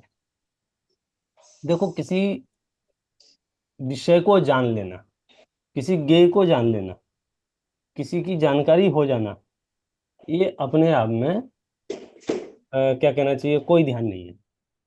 ये ज्ञान की व्यवस्था है, ज्ञान का नेचर है, उसका काम है कि वो ज्ञेयों को जाने, सहज ऐसी व्यवस्था है। उसमें जब हम अपने मोह के कारण से ये बेचैनी पैदा करते हैं, अरे ये क्या जान लिया, या यही जानता रहूं, या ये एक ऐसी परिस्थिति है ये हटे, फिर ये भेद प्रभेद बनते हैं जो अपने आर्ध ध्यान के और रौद्र ध्यान के अनिष्ट संयोगज, इष्ट वियोगज, रोग जनित, निदान जनित, अथवा हिंसानंदी, मृषानंदी, चौर्यानंदी, परिग्रहानंदी। तो आर्ध ध्यान रौद्र ध्यान तब उसमें नाम पाता है मुख्य रूप से जब हमारी कषाएं उसमें इन्वॉल्व होती हैं, पाप इन्वॉल्व होते हैं, और हम उसमें रस ले रहे होते हैं, या हम उससे जुड़ान महसूस करते हैं। यदि हमने सिर्फ जान लिया है तो सिर्फ जानना बंधकारक नहीं है, ये वस्तु व्यवस्थागत बात है। फिर भी कई जीवों की भूमिका इतनी निचली होती है कि जानते ही राग द्वेष होने लग जाते हैं, तो उनसे कहते हैं तुम मत जानो। न्याय क्या कह रहा है, दार्शनिक व्यवस्था क्या कह रही है कि जानने से बंध नहीं होता है। लेकिन कई लोग इतने कमजोर होते हैं कि जानते हैं तो राग द्वेष होने लग जाते हैं, तो उनसे कहते हैं कि ये तुम मत जानो, आंखें बंद करो, अपनी आत्मा को जानो। सच बात यह है कि जानना राग द्वेष का कारण नहीं है। जैसे लोक में भाषा में आपने सुना होगा, वैसे सब ठीक रहता है, मैं उनकी शकल देखता हूं तो गुस्सा आने लगती है। परमार्थ सत्य ये बात है, उनकी शकल से गुस्सा नहीं आ रही है। तुम्हारे अंदर में जो कषाय भाव है उससे क्रोध उत्पन्न हुआ है। यदि आपको पता चल जाए जिनके प्रति कषाय आ रही है कि वे तो उपकारक हैं, वे तो हमारा हित चाहते हैं, और उस दिन तो वो थोड़े टेंशन में थे इसलिए उन्होंने ऐसा कह दिया था, इत्यादि स्वरूप, तो आपको फिर उस चेहरे से को देख के आपको क्रोध नहीं आएगा, फिर स्वागत का भाव आएगा, अरे आइए आइए साहब, पधारिए पधारिए। तो वास्तविकता ये थी कि किसी के चेहरे से क्रोध या प्रसन्नता की बात नहीं, हमारे अंदर में जो राग भाव है उसके अनुसार प्रवृत्ति पाई जाती है। लेकिन कमजोर जीव ऐसा बहुत ज्यादा चिंतन नहीं करते ना, तो स्पीड से आरोप प्रत्यारोप चलते रहते हैं। मैंने ये जान लिया है, मैंने ये देख लिया है, मैंने ये सुन लिया है, इसलिए मुझे राग द्वेष हो गए। सच बात यह है, राग द्वेष है वो तो एक निमित्त मात्र की बात है। इसलिए कर्म चेतना की मूल जो विषय है, अपना कर्म चेतना और कर्म फल चेतना को आप समझिए कि कर्म चेतना क्या है, कर्म फल चेतना क्या है, कितने इंद्रिय जीवों पर कौन सी चेतना लागू पड़ती है, और सम्यक दृष्टि कर्म चेतना और कर्म फल चेतना से बचते हुए कैसे वो ज्ञान चेतना का आनंद लूटता है, वो रहस्य जिसको मिल जाए वो धर्मात्मा है।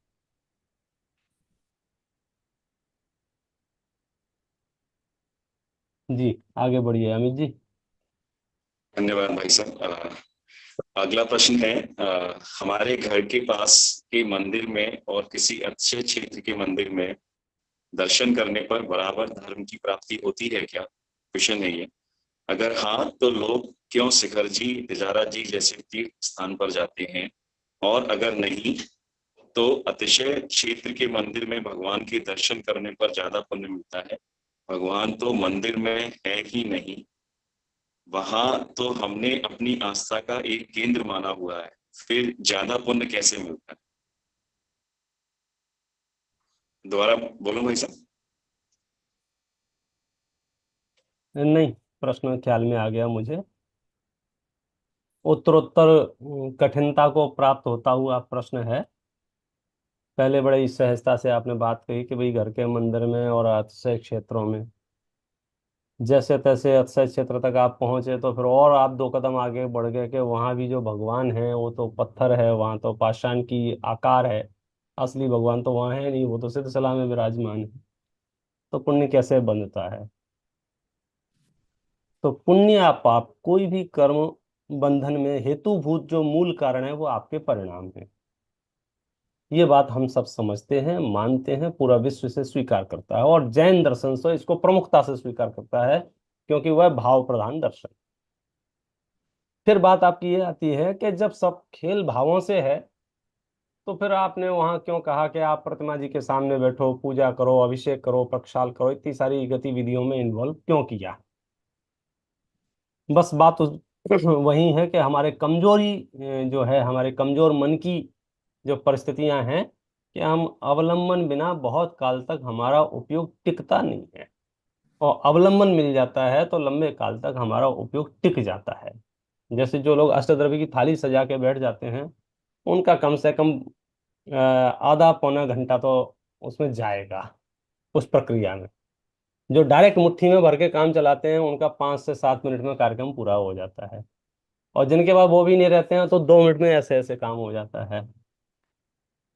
कितने लोग इसके अपवाद हो सकते हैं कि वे घंटों आराधना कर सकते हैं और एक भी दाना आप हाथ में ना लेवें, लेकिन सामान्य जीवों की संख्या ज्यादा होने से अवलंबन रूप निरूपण है। तो जो मार्ग तय कर चुके हैं, जो पंच परमेष्ठी हैं, उनकी स्थापना, तदाकार स्थापना हमारे परिणामों को विशेष संबल प्रदान करती है। इसलिए हमने पहले तो ये बात स्वीकार करें कि जिनेंद्र परमात्मा की जो आकार है, जो मुद्रा है, वह परम शांत मुद्रा है, वितरागी मुद्रा है, मोक्ष मार्ग को प्रशस्त करने वाली मुद्रा है। यत्ते समान परम नहीं रूपमस्ति, पूरी पृथ्वी पर जितने परमाणु थे उतने ही परमाणुओं से बनी हुई देह है, माने बहुत विशेषताएं हैं। इसलिए वो आकार देखने पर सहज ही ये निमित्त नैमित्तिक संबंध है। और निमित्त नैमित्तिक संबंध का मतलब जब गहराई से समझेंगे तो आपको ख्याल में आएगा। सहज ही आप जैसे पिक्चर देखते हैं, विलियन को देखते हैं या बंदूकें चलती हुई देखते हैं, उस समय जो भाव होते हैं, फूल खिलते हुए जब देखते हैं, या नदी बहते हुए देखते हैं, उस समय जो भाव होते हैं, पहाड़ देखते हैं, पर्वत देखते हैं, झरने देखते हैं, धूप देखते हैं, पानी देखते हैं, तो अलग अलग परिस्थितियों में 1 घंटे में कभी ही करने लग जाते हैं, कभी धीरे से आंसू पहुंचने लग जाते हैं। वहीं आपका एसी पंखा कूलर वैसा का वैसा चल रहा है, कोई परिवर्तन नहीं है, पर्दे पर दृश्य बदलने से आप रोने लग जाते हैं, आप हंसने लग जाते हैं। तो इनमें त्रैमितिक सह संबंध ऐसा ही है निचली भूमिका में। तो हमारे अवलंबन के लिए, मुनराजों के लिए देव दर्शन अनिवार्य नहीं कहा है, इसलिए क्यों, उनकी भूमिका इतनी ऊंची है, वे चैतन्य के दर्शन से सिद्धत्व की प्राप्ति कर सकते हैं। श्रावकों के लिए अनिवार्य कहा है, क्योंकि हमें पता है कि हम अगर नहीं ये व्यवस्था बनाएंगे तो हम तो आलसी से भरे हुए जीव हैं। इसलिए प्रथम तो ये जिनेंद्र परमात्मा के आकार रूप जो जिन मुद्राएं हैं, उनके नजदीक जाने से, बैठने से हमें अपने परिणामों में बल मिलता है। और जिन शासन के आगम में तो उनको सम्यक दर्शन में निमित्त भी कहा है, जिन बिंब को। अब आपका दूसरा प्रश्न जो शुरुआत में पहला था, कौन सा, कि हमारे घर के भगवान में और समझो किसी क्षेत्र विशेष के भगवान में क्या अंतर है? परमार्थ से कोई अंतर नहीं है, व्यवहार से लोक जो मान्यताएं होती हैं या प्रभावना के जो योग होते हैं, उस संदर्भ में जहाँ तीर्थंकरों के कल्याणक हुए हैं, जहाँ करोड़ों मुनराजों ने वहां से अपनी साधना की है, मोक्ष प्राप्त किया है, तो ऐसे विशिष्ट स्थानों पर जाने से जब हम ये बात पता चलती है, और हम जब कहते हैं यहाँ इतने करोड़ मुनराज और यहाँ ऐसे इतनी ऊंचाई पर, इन सब बाह्य परिस्थितियों से भी हमें धर्मान राग विशेष होता है, अपनी विरासत की महिमा आती है, पूर्वजों का इतिहास पता चलता है, हमें ये ख्याल में आता है कि हमारे पूर्वज कितने धर्म आराधक रहे होंगे कि इतने बड़े बड़े आकार के जिनालय, प्रतिमाएं, पहाड़, इन सब पर आराधना उपासना करने के लिए उन्होंने धर्म ध्यान किया है। तो हमें मोटिवेट भी होते हैं, इसलिए तीर्थ क्षेत्रों पर हमें जाना चाहिए और वहाँ से हमें मोटिवेट भी होना चाहिए। और अपने घर में जो मंदिर है, हमारी समाज में, नगर में जो मंदिर है, उस मंदिर को भी किसी तीर्थ क्षेत्र से कम नहीं समझना चाहिए। उस मंदिर में भी उन्हीं भावों से आप जाएं, उन्हीं परिणामों से आप जाएं। और तीर्थों पे जिस तरह से दान दे के आते हैं, अपने नगर के मंदिर में भी ये सब दान देवें। यदि पैर पहुंचना वहां का फटा हो तो नया बिछा देवें। आपको ऐसा लगता हो इसमें ये काम होने लायक है, वो काम करा देवें। मतलब जिस तरह से हम अपना घर साफ सुथरा सुसज्जित रखते हैं, घर में अगर कोई एक बटन टूट जाता है लाइट का, तो समझ लीजिए हमारा खाना मुश्किल हो जाता है कि बटन टूटा है, बटन टूटा है, बटन टूटा है। और मंदिर में कई बार ऐसा हो जाता है, टूटा है तो टूटा है, क्योंकि वो बहुनायक का कई कई मालिक। जबकि उसमें कोई भेदभाव नहीं होना चाहिए। हमारे नगर का मंदिर हो, हमारे घर का मंदिर हो, हमारे तीर्थ क्षेत्र हो, बहुत व्यवस्थित और बहुत ही उन्नत स्थिति में रहना चाहिए, ताकि राह चलता भी कोई धर्मात्मा वहां से निकले या जिज्ञासु जीव निकले तो वहां वो अपना धर्म का समाधान करके भव के अभाव का उद्घाटन वहां कर सके। ऐसी परिस्थिति जिन मंदिरों की होनी चाहिए। अब ये आदर्श व्यवस्था की मैंने बात कही है, और जितना संभव हो वो स्वीकार करें, और बाकी सब जो है सो है। आई थिंक भले ही उसमें भगवान नहीं है, लेकिन वे पुण्य बंध का कारण है। अरे पुण्य बंध का कारण तो क्या, मैं कहता हूँ मोक्ष के कारण है। आप शास्त्रों की भाषाएं जो है वो इसी तरह की हैं, परंपरा से समझो कारण जो है सो है ही। साक्षात सम्यक दर्शन में जो चीज निमित्त हो, हम उसे कैसे कमतर आंक सकते हैं। हम अपने बच्चों को देव दर्शन कराते रहें, हम देव दर्शन करते रहें, वो एक लंबी समझो धर्म परंपरा को चलाने की एक महत्वपूर्ण कड़ी है। मतलब मैं तो क्या कहूँ, जितने भी पूर्व ज्ञानी हुए हैं, धर्मात्मा हुए हैं, आप किसी भी तीर्थ क्षेत्र पर चले जाओ और जब देखते हैं ना, गजब गजब गजब ऐसा अहोभाव आता है। पूरे दक्षिण में मंदिरों की जो एक लंबी श्रृंखला है, ग्वालियर के पर्वतों पर 1,500 प्रतिमाएं हैं, देवगढ़ में आप चले जाएं, पूरे देश में जो आज विरासत है, एक हमारे पूर्वज बहुत उपासक रहे हैं। उन्होंने अपने जीवन का अधिकांश समय धर्म आराधना में व्यतीत किया है। तो हम उनसे प्रेरणा लेकर हम भी अपने जीवन का सदुपयोग धर्म आराधना में करें।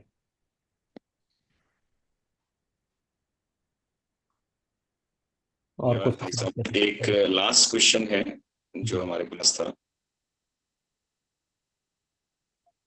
आतिश भाई का है। आई थिंक आतिश भाई आप खुद बोल देंगे, क्योंकि मेरे पास पूरा क्वेश्चन नहीं आ पाया आपका।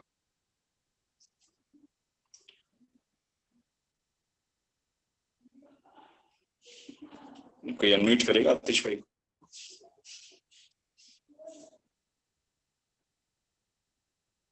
जय जिनेन्द्र। जय जय। मेरा एक प्रश्न था कि जैसे अपन ने अभी थोड़ी देर पहले कहा था कि भाई मुनिराज भी आहार करते समय आ, सतत मनन चिंतन करते रहते हैं, ठीक है।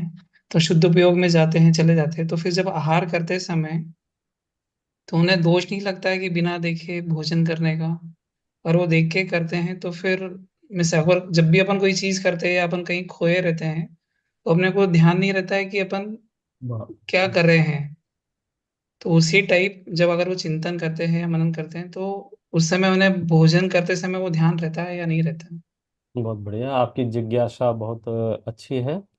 और इसमें समझ वाली बात इतनी सी है कि जिसकी बात हम कर रहे हैं, आत्मानुभूति के, आत्मानुभव की बात कर रहे हैं। आत्मानुभूति तो उन्हें है ही कई जमाने से, आत्मानुभव की बात कर रहे हैं, शुद्धोपयोग दशा की बात कर रहे हैं।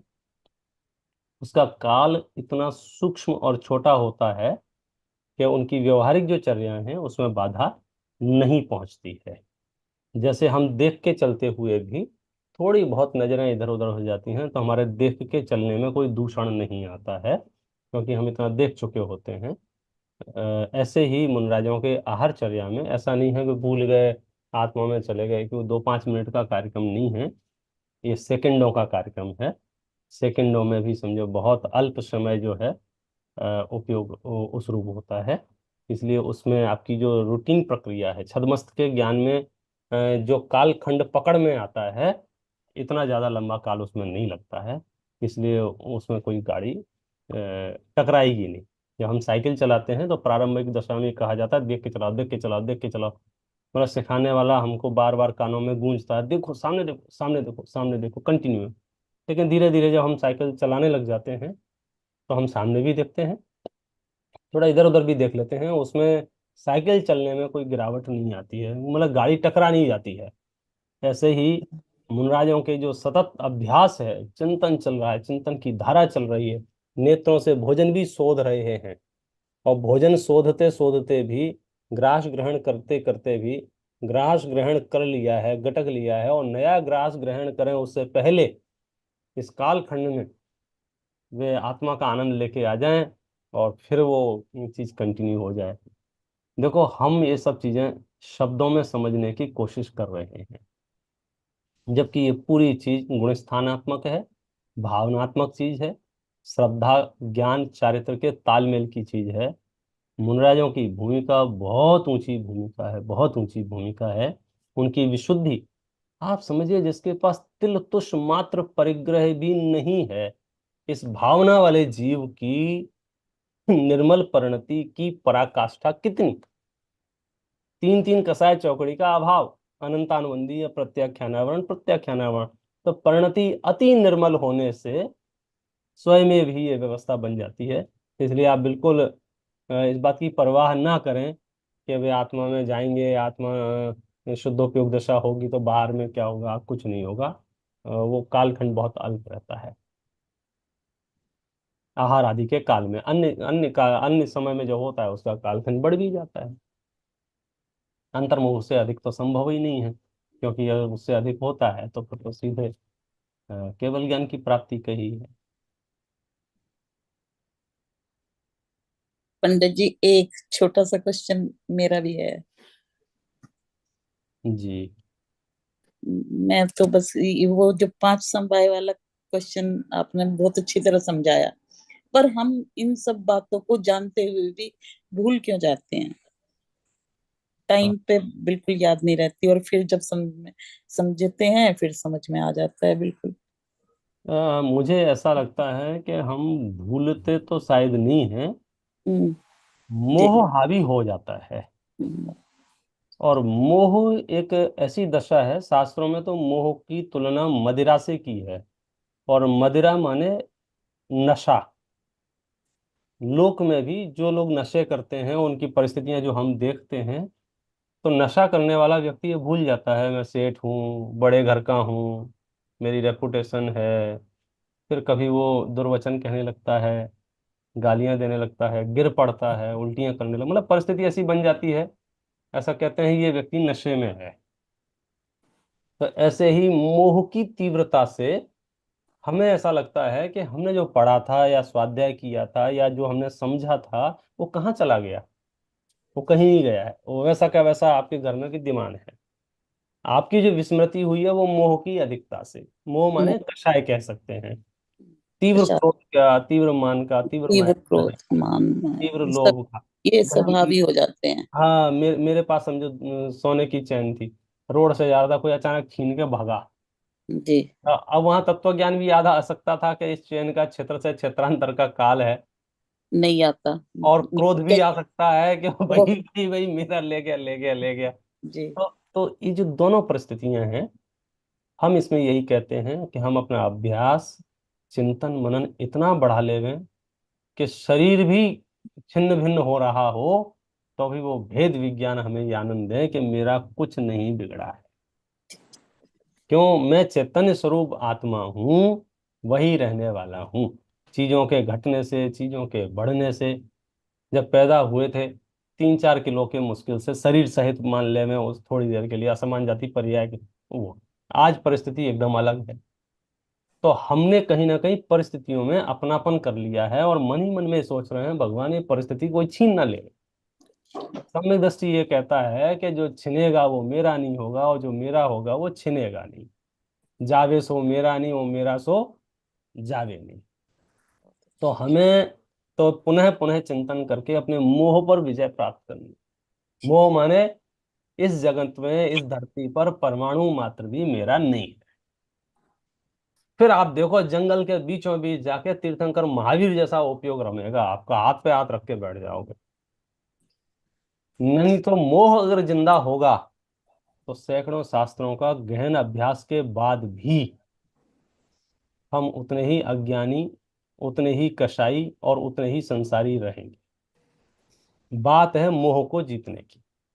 आप अब कोई समझो डॉक्टर है, एजुकेटेड है और बैठ के बीड़ी फूंक रहा है, बीड़ी छोटी चीज होगी इसलिए सिगरेट फूंक रहा है, समझ लो, ऐसा मान लो, तो अब उसे कौन पढ़ा लिखा कहे?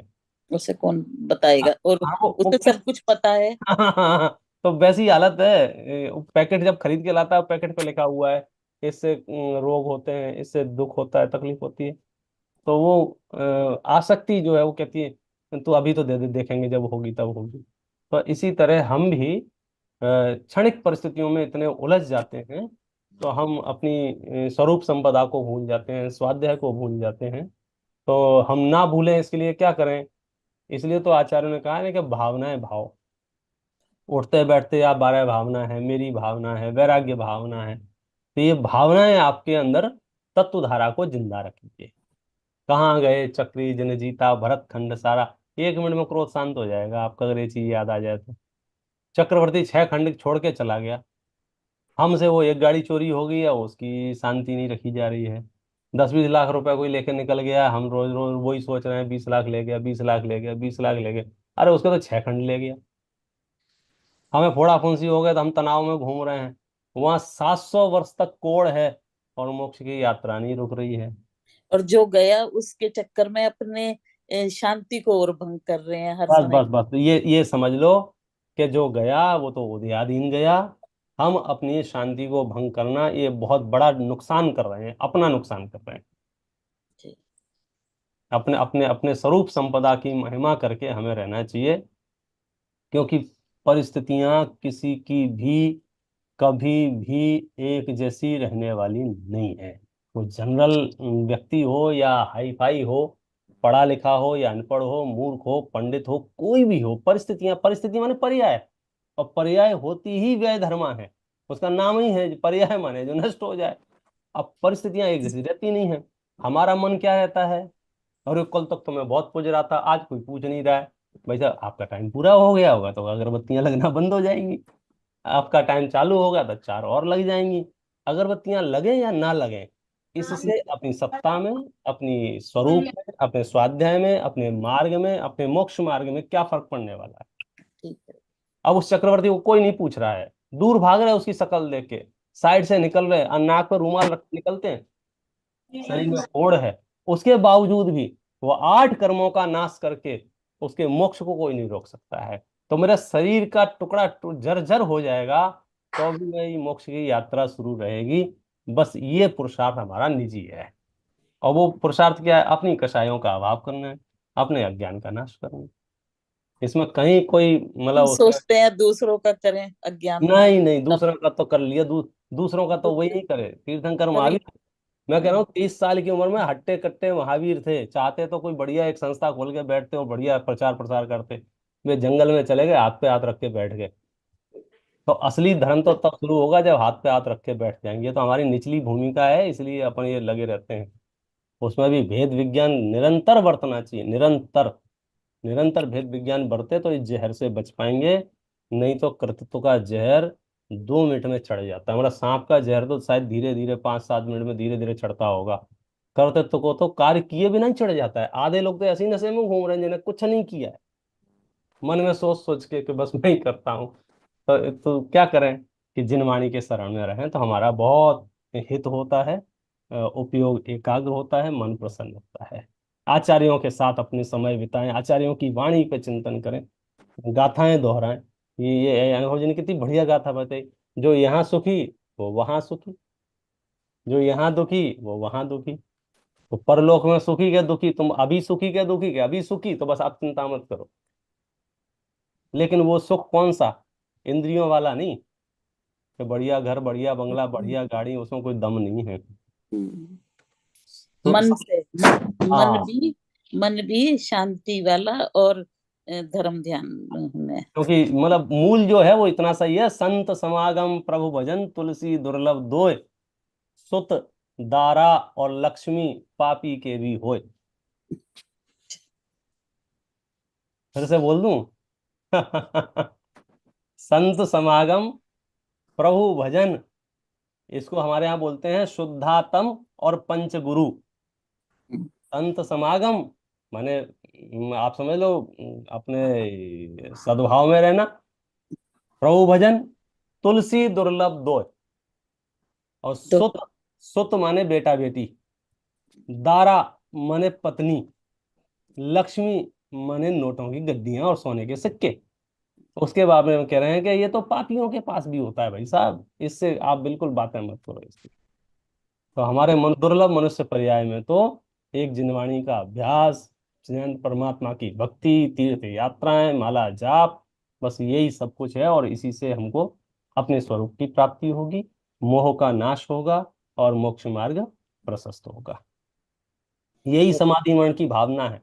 इसी से समाधि मरण को, आधी रात को भी मौत आ जाए तो बिल्कुल मत सोचना कि वो क्या करें क्या कर, तुम हाँ चलो तुम्हारा इंतजार कर रहे थे। बहुत बहुत बहुत अच्छा समझा। यही यही है, यही बिल्कुल। और जहां बहुत जाएंगे समो शरण में बैठ कर लाभ लो बिल्कुल।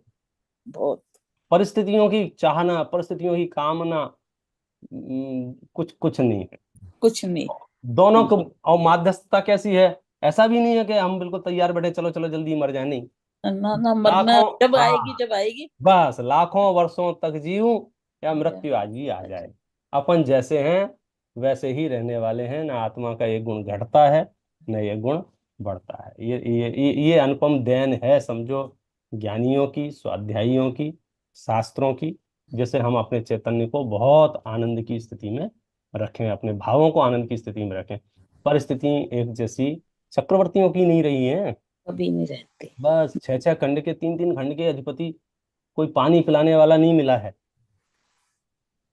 तो फिर हम क्यों नेतागिरी बताएं, हम कौन से 6 खंड के अधिपति हैं कि नारायण है, क्या बलभद्र है, को कौन है, कोई नहीं है। एक सामान्य है, बीपी राशन कार्ड के अलावा कुछ नहीं है हमारे पास। ठीक। आप समझे, उससे कुछ होने जाने वाला नहीं है। आजकल तो उसमें सब्सिडी फब्सिडी भी खत्म कर दी, मतलब गैस का सिलेंडर के काम का भी नहीं रहा वो राशन कार्ड। आप समझ लो अब क्या क्या क्या करें हम। तो फिर नेतागिरी किस बात की। यहाँ 3 खंड के अधिपतियों की भी कर्माधीन व्यवस्था है। वहां हम अनावश्यक रूप से अपने आप को त्रास ना दें, अपने आप को कष्ट ना दें। मेरे साथ ऐसा क्यों हो रहा है, मेरा अपमान क्यों हो गया, मुझे दुर्वचन क्यों। उसमें भी अपने आप को ही कष्ट दे रहे हैं। अपने ही कष्ट दे रहे हैं बिना बात के, आठ ध्यान रोज ध्यान कर करके। हाँ मेरा जी। धन ले गया, मेरा धन ले गया, मेरा धन ले गया। अरे मेरे बाप का था क्या था, ये मुझे ये बड़ा कह विचार। दिया, मुझे किसी ने ये कह दिया, मुझे कुछ इसने नहीं है, कुछ इस नहीं। कान से सुनो, इस कान से निकाल दो। ठीक और है। कभी ना रहा जाए तो भगवान के सामने जो है उल्टी करके आ जाओ कि भगवान मेरा माथा गर्म रहता है, आपको देख के बड़ी शांति मिलती है, बस आपके पीछे पीछे आ रहा हूँ।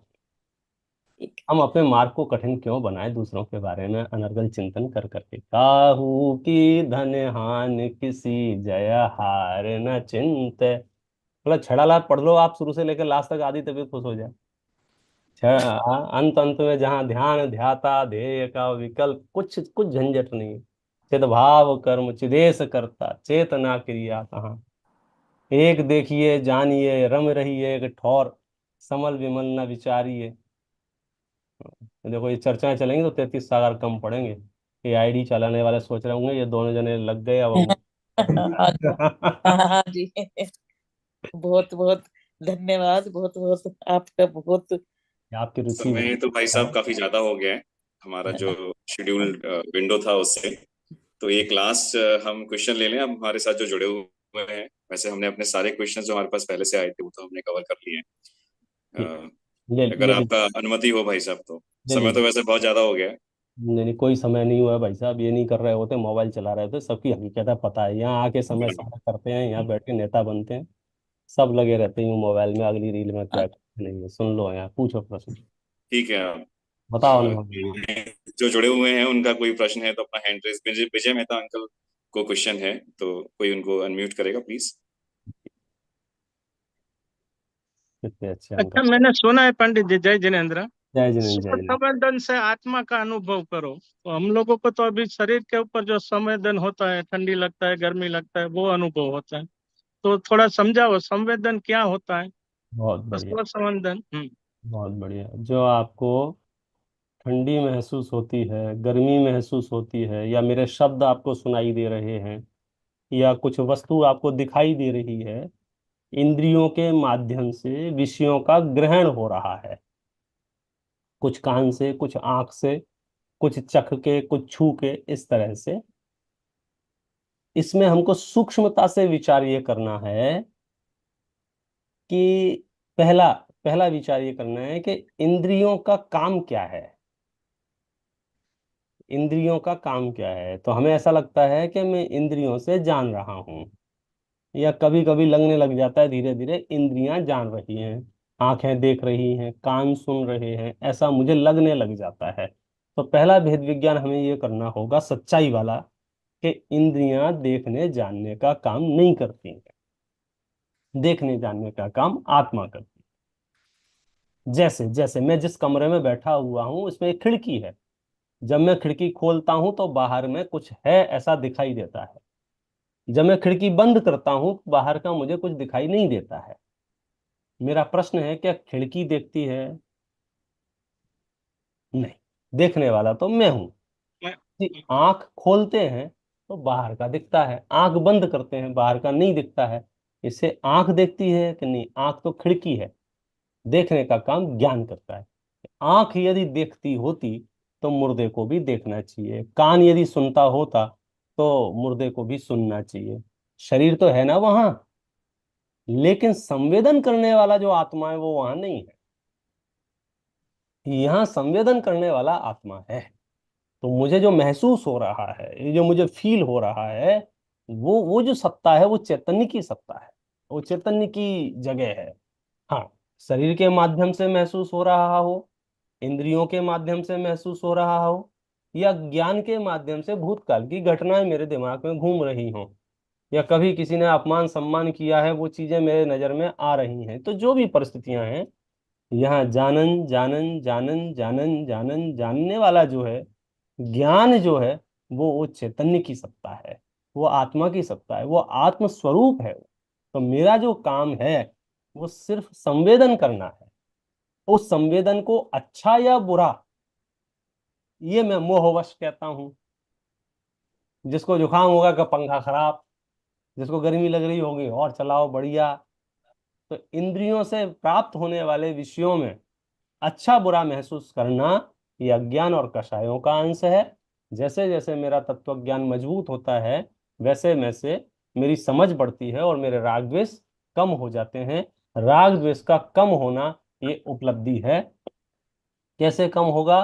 कि एक आत्मा को जाने, शुद्ध आत्मा को समझें, साथ में अजीव, आश्रव, बंध, संवर, निर्जरा और मोक्ष की व्यवस्था क्या है, इन 7 तत्वों का यथा श्रद्धान करें तो हमें बड़ा सुगम हो जाएगा। तो बाप ने जो आत्मा के संवेदन की बात कही, उसमें एक महत्वपूर्ण बात यह है कि इंद्रियों से जो ज्ञान प्राप्त हो रहा है, इंद्रियां एक माध्यम है, इंद्रियां स्वयं सचेतन रूप नहीं है। इंद्रियां जड़ हैं, शरीर के अवयव हैं, और मैं आत्मा हूं। मैं जो जानता हूं, मैं जो महसूस करता हूं, वो अपने ज्ञान से जानता हूं, ज्ञान से महसूस करता हूं। तो मुझे तो सदैव ज्ञान का ही संवेदन होता है, ज्ञान का ही जानपना होता है, भले ही वो इंद्रियों के माध्यम से क्यों ना होता हो। तो मैं आत्मा हूं, मैं आत्मा हूं, मैं आत्मा हूं। कैसा आत्मा हूं? स्वरूप कैसा है मेरा? जानने वाला, जानने वाला, जानने वाला। राग द्वेष क्रोध मान माया लोभ ये मेरा काम नहीं है। अज्ञान और कषायों से होते हैं, फिर मैं प्रयास करूंगा ना हो, ना हो, ना हो। Thank you. तो जो शरीर के ऊपर संवेदन होता है उसमें भी ध्यान रखने का है। मैं ज्ञान से जान रहा हूँ, हमारा कान केवल देखना जानना है। बिल्कुल, अच्छा। हाँ। बहुत बढ़िया। हाँ, थैंक यू। जी जी। आई थिंक किसी का गाड़ी और सही कोई ट्रैक पे चल प्रश्न रही है? है और हम सब स्वाध्याय के लिए प्रेरित हो हाँ रहे जी। हैं। हाँ हाँ जी, अमित जी, आप ही बोलिए। हाँ, किसी का और कोई प्रश्न था? जय जिनेन्द्र पंडित जी, मेरा एक छोटा सा प्रश्न है कि जैसे कि हमने देखा कि मैं ज्ञानानंद स्वभावी हूँ, तो आत्मा जानने देखने का कार्य तो करता है, ज्ञाता दृष्टा तो रहता है, पर ये आनंद की बात कहाँ से आ गई? क्योंकि आनंद मतलब सुख है, और जहाँ सुख है वहाँ दुख होता है। तो आनंद, मैं किसी को जान रहा हूँ, देख रहा हूँ, तो उसमें समता सहज भाव है, तो उसमें आनंद कहाँ से आ सकता है? और अगर हम अगर जो भगवान है वो आनंद में रहते हैं, तो फिर हम भगवान की मूर्ति को मुस्कुराती हुई क्यों नहीं बनाते हैं? कभी कहीं पे भी कोई भी जिन मंदिर में जिन बिंब को मुस्कुराते हुए नहीं देखा है। तो आनंद, ये जो आनंद कहते हैं ज्ञानानंद, वो आनंद का क्या सही मतलब है, और उसको कैसे हमको समझना चाहिए? देखिए, जगत में आनंद शब्द का अर्थ इंद्रियों से प्राप्त होने वाले सुख के संदर्भ में है।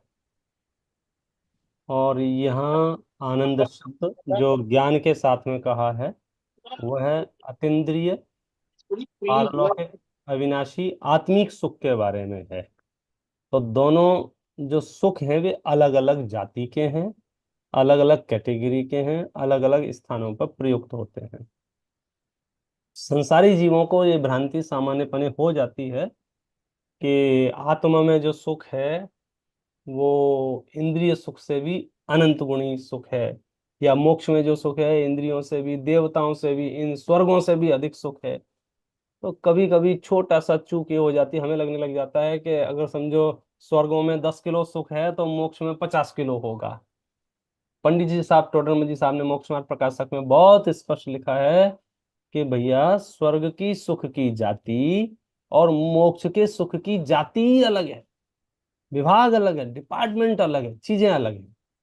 तो हम आनंद को ये जो परिभाषित करने की कोशिश कर रहे हैं उसमें बहुत संकीर्णता है, उसमें बहुत अधूरापन है। हम आनंद समझ रहे हैं सवेरे सवेरे भूख लग रही थी और 2 पराठे और अचार किसी ने दे दिया, मजा आ गया था। हमारी औकात इससे ज्यादा नहीं है, सही बताए। थक रहे थे और प्यास लग रही थी, गला सूख रहा था, 1 गिलास मजा आ गया। तो ये जो मजा है इसको तो दुख साबित किया जा चुका है। थोड़े भी तत्व ज्ञान के अभ्यासी होंगे उन्हें, और जिन्हें इंद्रिय सुख भी समझो सुख लग रहा हो तो उन्हें तो फिर और अभ्यास की आवश्यकता है। कुछ हमारे साधनी भाइयों ने मेहनत की थी, एक मूवी बनाई थी, उसका नाम था एक चीज मिलेगी वंडरफुल।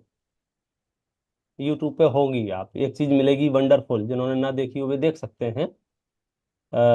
वो किसी भी संप्रदाय ने बनाई हो, जैनियों की, लेकिन उसकी जो कंटेंट है, वो जो विषय वस्तु है वो इतना सा है, इंद्रिय सुख को जो हम सच्चा सुख मान रहे हैं वो सच्चा सुख नहीं है।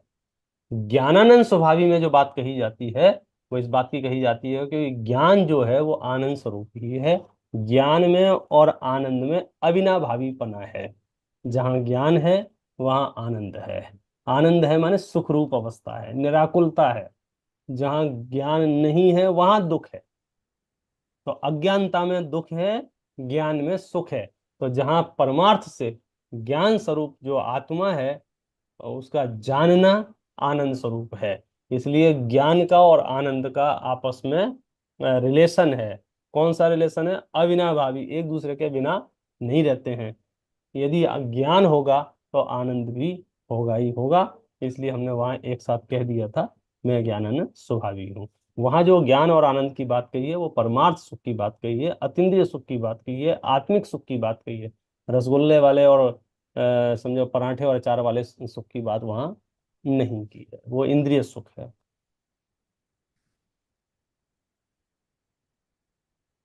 तो फिर भगवान की जो मूर्ति होती है वो मुस्कुराती क्यों नहीं होती? हाँ, क्योंकि देखो, आनंद जब होता है तो अपने आप चेहरे पे मुस्कुराहट आ जाती है। फिर भी देखो, फिर प्रश्न में चूक हो रही है।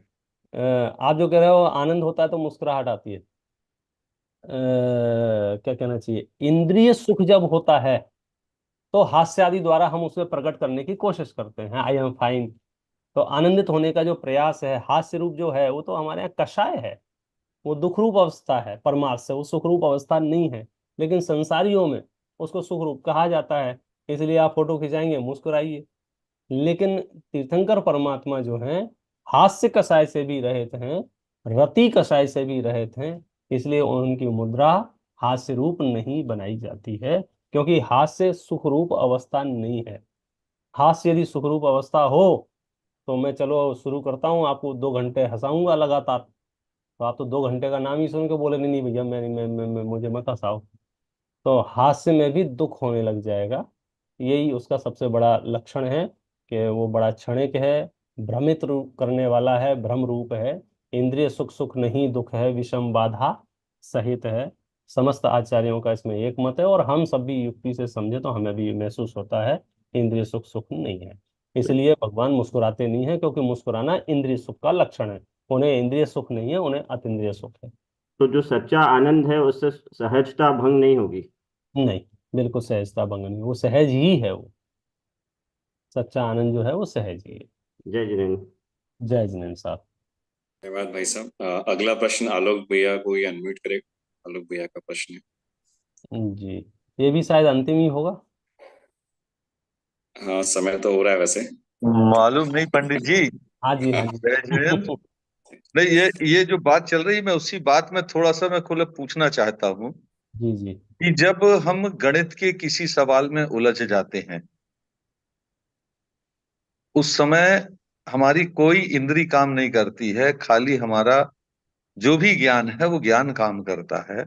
और उसमें एकाग्र मन से हम काम करते हैं, और पता पड़ा कि हम वो 2 घंटे से लगे हैं, नहीं सॉल्व हो रहा है, और अचानक 2 घंटे 1 मिनट के बाद वो सॉल्व होता है। और उस समय जो आनंद मिलता है, उस आनंद को हम किस श्रेणी में रखेंगे?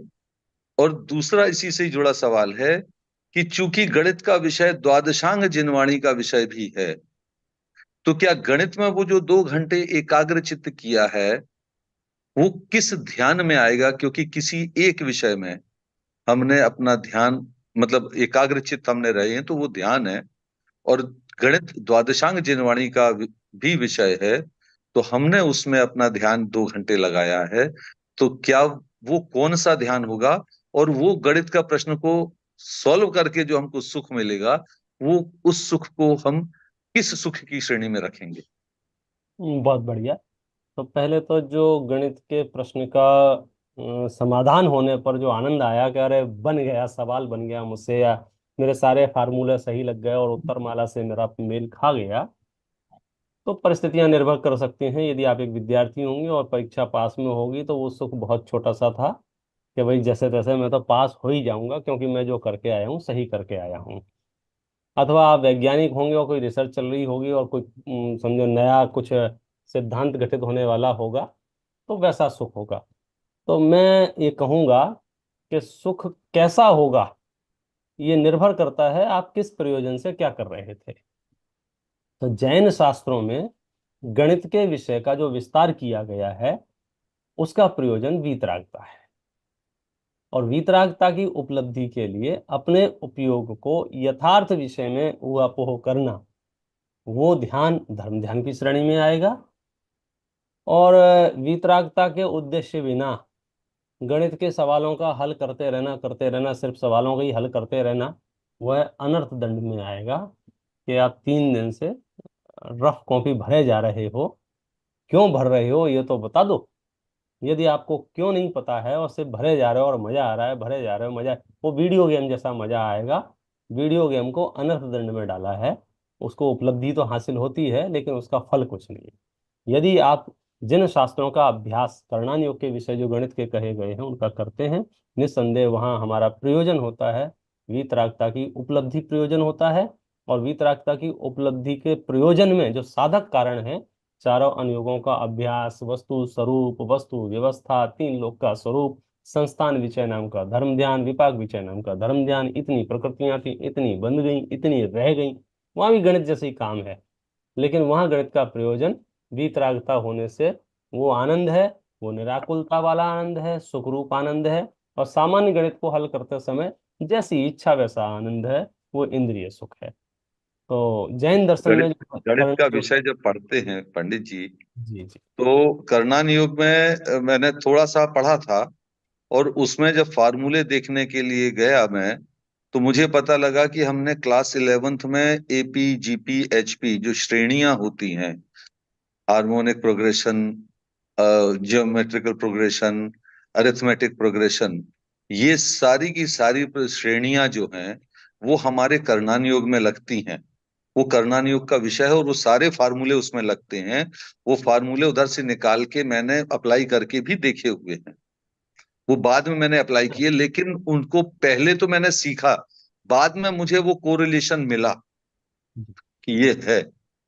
देखो मैं तब बहुत इस स्थिति में, और गणित में मैं सिर्फ गणित सीखने के लिए गणित कर रहा हूं, ना उधर वीतरागता है, ना उधर मेरा एग्जाम है या कुछ, मैं सिर्फ गणित में सीख रहा हूं। और उस समय जो एकाग्र चित्त हो रहा है और उसके जो फार्मूले हैं लेटर ऑन हमारे कर्णायोग पढ़ने में भी लग गए, वो कोइंसिडेंस एक मेरे लिए हुआ। तो मैं ये जानना चाहता हूं कि वो गणित पढ़ना और गणित का सोल्यूशन करना, वो कौन से ध्यान में आएगा? आप मैं फिर से दोहरा रहा हूँ, आपने किस विषय को क्योंकि एकाग्र चित्त तो वहां भी है। आपने किस विषय को जाना है, इससे ज्यादा महत्वपूर्ण है क्यों जाना है, आपकी नीयत क्या है। आप नोटों का ध्यान कर रहे हो, उन्हें चुरा के भागना चाहते हो या कमाना चाहते हो। कमाना चाहते हो, आप एक आदर्श विद्यार्थी और अच्छे नागरिक कहलाएंगे। चुरा के भागना चाहते हो, चोर कहलाएंगे।